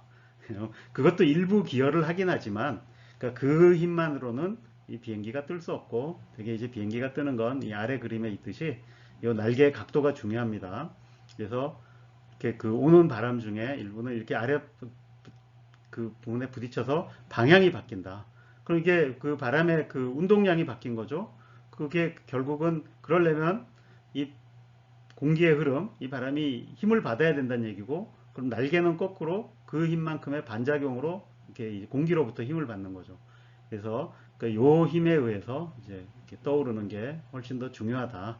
이제 이런 겁니다. 물론 이제 이 베르누이 방정식과 관계 있는 거는 요거죠. 이제 이거를 보통 이 마그누스 효과라고 이제 부르는데, 이 마그누스 효과를 확실히 볼 수 있는 거는 이제 야구에서의 커브입니다. 그래서 커브 공 같은 경우에 야구공이 이렇게 공을 그냥 던지는데 만약에 회전이 없다면 이렇게 날아가는 방향에 대해서 이제 똑같은 양쪽으로 똑같은 바람이 불어올 거고, 그러면 양쪽에 똑같은 흐름이 생길 테니까, 그러면 뭐 여기가 속도가 더 빨라져도 똑같이 빨라질 거고, 그래서 작용하는 힘이 이제 존재하지 않습니다. 그런데 만약에 야구공이 회전을 하고 있다. 그럼 어떻게 되느냐? 예를 들어서 이렇게 회전을 하게 되면, 그럼 그 회전하는 방향을 따라 있는 이 공기의 흐름은 이 야구공의 영향으로 더 빠른 흐름이 생기고, 여기는 흐름이 느려지겠죠. 그럼 이쪽은 압력이 그럼 상대적으로 높아지고, 여기는 낮아져서 그 압력 차에 의해서 공이 이쪽 방향으로 힘을 받아서 계속 이렇게 진행하면 이 방향으로 휘어지는 이제 공이 나올 수 있다. 이렇게 됩니다. 농담처럼 하는 얘기인데, 그래서 커브공은 직선으로 안 날아가고 이제 휘어지는 공이다라고 하는데, 여러분들 그 투수가 야구공을 던지면 직선으로 날아가지 않습니다. 예, 당연히 포물선으로 날아가죠. 예, 그 포물선으로 날아가는 와중에도 이렇게 이 마그누스 효과가 생기면 더 휘어진다. 이런 거죠. 예. 자, 어쨌든 그 베르누이 방정식을 가지고 이제 이런 것들을 우리가 좀 결과를 이제 짐작해 볼 수 있다. 이런 걸 알아봤습니다. 자, 이제 베르누이 방정식의 예제를 한번 살펴봅시다. 첫 번째 예제는 이제 분무기에 대한 문제입니다. 이 분무기라고 하는 것이 여기 있는 이 손잡이를 잡아당기면 여기에 이 빠른 이제 액체나 공기의 흐름을 만들어내죠. 이게 여기 분산시켜서. 그럼 이게 빠른 속도로 여기 있던 그 액체가 빠져나가면, 그럼 이 병에 담겨 있던 액체가 이제 위로 빨려서 올라오죠. 근데 이렇게 위로 빨려 올라오는 거는 중력을 거슬러서 올라와야죠. 그러려면 이 중력보다 더 강한 힘이 이제 작용을 해야 되는 거죠. 근데 그 힘의 근원은 뭐냐? 근데 그게 바로 이 베르누이 방정식에서 나왔던, 그러니까 여기에 그 압력 차이가 생긴다라는 거죠. 그러니까 여기가 이 빠른 흐름이 생김으로 해서 이 병 안쪽보다 그 분무기 위쪽 부분에 이 압력이 더 낮아져서, 그래서 압력에 의해서 이제 액체가 위로 이제 계속 빨려 올라오게 되고, 그러니까 그래서 계속 내가 이걸 계속 움직여주면 계속 빨려온 액체가 분사가 됨으로써 계속 그걸 이제 반복해서 할 수 있다. 이런 거가 되겠습니다. 자, 그래서 그러니까 이런 기본적인 원리를 이해한다면 지금 이제 이 문제를 풀 수 있는 거죠. 그래서 여기서 보면 그러니까 손잡이를 잡아 당기면 이 공기의 흐름이 만들어지는데, 그 공기가 50.0 m/s, 굉장한 속력이죠. 근데 순간적으로는 그렇게 생길 수 있을 거예요. 이렇게 움직이면 요 위하고 요 아랫부분, 그러니까 그 병 안쪽하고의 그 안쪽은 이제 기본적으로 대기 압력으로 유지가 되겠죠. 그래서 이 대기 압력하고의 차이가 이제 얼마나 생길 것인가를 물어보는 겁니다. 내용은 어렵지만 계산은 굉장히 간단하죠. 그럼 베르누이 방정식에다가 집어넣으면 됩니다. 그래서 지금 여기 보면, 그러니까 이 P 더하기 2분의 1 로우 V 제곱은 이제 상수다라고 이렇게 생각하시면 됩니다. 여기 액체가 여기 있는 거 아니냐라고 생각하기 쉽지만, 그렇지 않습니다. 여기 있던 거하고 여기하고 얼마 차이 안 나는 거죠. 그래서 밑에가 빨리 오는 것 같지만 사실은 이제 전체가 다 걸려 있으니까, 물론 이게 내려가면 약간씩 더 그 효과는 있겠습니다만 압력 차이는 이런 걸로 이제 계산이 된다. 그것만 계산해 보자는 거죠. 높이 차이는 무시하고. 그래서 P 더하기 2분의 1 로우 V 제곱이 상수다라는 거고, 요 P0는 대기압이니까, 그 다음에 여기서의 액체가 움직이는 건 이제 무시할 수 있다. 0이다라고 놓으면, 그러면 이제 이 압력차 요거하고 요거 빼주면 되죠. 그럼 요거는 순전히 이 2분의 1 로우 V 제곱에 의해서 생기는 거니까, 이 여기는 주어진 수치를 넣고 계산하면 이제 이 1500kPa 정도, 예, 이제 그러니까 상당한 압력이 생겨서 저 액체를 문제없이 빨아 올린다라는 걸 이제 보여주는 겁니다. 자, 이 베르누이 방정식의 이 두 번째 예제를 이제 살펴봅시다. 자, 이건 이제 물통 비우기인데, 이 물통이 이제 단면적이, 그러니까 물통의 단면적이니까 이걸 얘기하는 겁니다. 이 A1인 물통이 높이 H까지 이제 물이 차 있습니다. 근데 이 바닥 쪽에 이 면적이 A2, A2는 A1보다 뭐 충분히 작다라고 생각할 수 있겠죠. 이런 작은 구멍을 통해 이제 물이 빠져나가요. 이렇게 빠져나가는데, 이때 하여튼 물이 다 빠져나가기까지 걸리는 시간이 얼마냐, 이걸 계산해 보라는 겁니다. 자, 이거를 계산하려면 일단 여기에 빠져나가는 물의 속력이 어떻게 되느냐부터 알아야 됩니다. 자, 여기 물이 빠져나가는 속력은 어떻게 구할 수 있느냐. 자, 이런 문제는 우리가 앞에서 했던 이 두 개의 방정식을 이제 동시에 적용을 해야 됩니다. 자, 그래서 이 연속 방정식을 이제 먼저 적용을 해야죠. 연속 방정식은 두 개의 면이 필요하죠. 베르누이 방정식도 그러고, 그 두 개의 면을 어디다 잡아야 되겠습니까? 자, 첫 번째 면은 당연히 요 물이 차 있는 맨 윗면, 여기를 내가 1번 면이라고 합시다. 그 다음에 두 번째 면은 요 물이 빠져나가는 구멍, 여기를 이제 2번 면이라고 하죠. 그럼 1번 면과 2번 면에 대해서 연속 방정식을 적용하면, 그러니까 A1 V1은 A2 V2 이런 관계가 성립해야 되겠죠. 예. 자, 그 다음에 이제 베르누이 방정식을 이제 적용을 하는 겁니다. 역시 마찬가지로 1번, 2번에 적용하는데, 이 1번에서 압력은 여기 열려 있죠. 그러니까 대기압이 작용이 되고, 그 다음에 높이가 있으니까 로우 G Y1만큼 이제 요게 Y1이 이제 높이 H부터 시작해서 바뀌겠죠. 그 다음에 2분의 1 로우 V1 제곱. 요 V1은 요 수면이 맨 위에 면이 내려가는 속력이 되는 겁니다. 자, 그게 여기서 물이 빠져나가는 데서 여기서의 압력도 역시 이게 대기로 열려 있으니까 대기압일 거예요. 그 다음에 이 로우 G Y2가 될 거고, 이게 이제 여기에 또 2분의 1 로우 V2의 제곱이 더해지게 되겠습니다. 자, 그럼 우리가 알고 싶은 게 V1하고 V2가 어떻게 되냐죠. 근데 방정식이 두 개 나왔죠. 그럼 이 두 개를 연립하면 V1과 V2를 다 구할 수 있다 라는 거고, 자, 일단 이걸 풀기 위해서 그러면 요 두 번째 베르누이 방정식으로부터, 그러니까 V2의 제곱에서 V1의 제곱을 뺀 게, 그렇죠? 이 높이차로 주어지죠. EGH가 된다.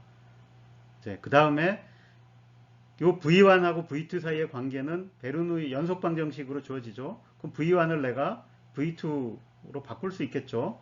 그렇게 해서 요걸 여기다가 집어넣고 풀면 이 V2가 이렇게 주어진다 라는 걸 이제 알 수 있습니다. 자, 그래서 이제 높이가 얼마냐, 이게 이제 중요하죠. 루트 EGH. 근데 이거 어디서 많이 보던 거죠. 그러니까 이 자유낙하하는 물체가 H만큼 내려오면 갖는 속력. 그랑 똑같네요. 자, 근데 그게 그냥 루트 EGH는 아니고 1 마이너스 이렇게 돼 있죠. 그러니까 이게 이 분모에 이제 영향을 받는데 그보다 더 커질 수 있다라는 거죠. 어떻게 커지냐면 요 두 개의 이 B가 이제 어떻게 되느냐에 따라서 이제 달라진다라는 거죠. 예를 들어서 여기가 굉장히 작아요. 그 얘기는 뭐냐면 A2가 A1보다 훨씬 작다. 그럼 요거 무시할 수 있죠. 네, 그러면 그냥 거의 루트 EGH로 자유낙하하는 물체의 속력과 똑같아진다 라는 거고, 이게 그렇지 않고 요게 비슷하다. 그러니까 A2의 크기, 요 물 빠져나오는 크기가 굉장히 비슷하다 그러면, 예, 그거보다는 더 이제 커진다라는 걸 이제 알 수가 있습니다. 자, 이렇게 된다는 걸 알았는데, 문제에서 구하라는 건 속력 구하고 끝내라는 게 아니고, 이제 이 걸리는 시간까지 계산하라 그랬으니까 문제는 요 V가 이제 빠져나가는 양을 계산을 해야 되는 거죠. 그럼 여기다가 시간당 빠져나가는 거는 그럼 여기다가 A2를 곱해주면 되는데 문제는 그게 요게 이제 그 H의 함수인데 이 H가 바뀌죠. 물이 빠져나가면 줄어드니까. 그러면 그거를 고려해서 내가 이 미분 방정식을 풀어야 된다라는 거죠. 그래서 이 dH, dt에 대한 방정식을 세워야 됩니다. 그러니까 높이가 얼마나 줄 거냐. 근데 이 높이가 바로 V1하고 똑같죠. 요게 요 면이 움직이는 속도니까. 근데 그것이 구해보면 앞에서 여기서 다 구했죠. 이제 V1하고 V2 요걸 다 이제 계산을 하는데 요거 집어넣고 하는데 요거 이제 일단 여기가 이걸 무시한다라고 생각을 해봅시다. 이게 굉장히 커서. 그러니까 그런 경우에는 이렇게 간단하게 내가 쓸 수 있는 거죠. 그래서 이 시간에 대해서 적분을 해보면 이제 이런 식으로 내가 이게 적분이 됩니다. 요거 루트 h는 넘어가면 적분할 수 있죠. 그래서 이제 해보면 이렇게 되고 내가 이 최종적으로 h가 0이 되는 데까지 걸리는 시간 요거 집어넣고 계산하면 이제 이런 식으로 이렇게 다 정확하게 이제 계산이 될 겁니다. 자, 이 자세한 계산은 여러분들이 직접 해보시기 바랍니다. 그래서 이걸 이제 실제 실험하고 맞춰보면 잘 맞는구나 라는 걸 이제 알 수 있습니다. 네, 이번 수업에서는 이 유체에 대해서 알아봤습니다. 그래서 이 정지에 있는 유체에 대해서 이 파스칼의 원리와 아르키메데스의 원리 이런 것들을 이제 배웠고, 그 다음에 이 유체의 동력학에서는 뭐 워낙 그 유체의 동력학 자체가 어려우니까 다룰 수 있는 이제 그 여러 가지 가정들 그 중에서 우리가 했던 게 이제 이상유체라는 걸 했고, 그 이상유체에 대해서 이 연속 방정식과 이 베르누이 방정식이라는 걸 써서 이 유체의 이제 움직임을 풀어보는 것을 이제 해봤습니다. 자, 오늘 수업은 여기서 마치도록 하겠습니다.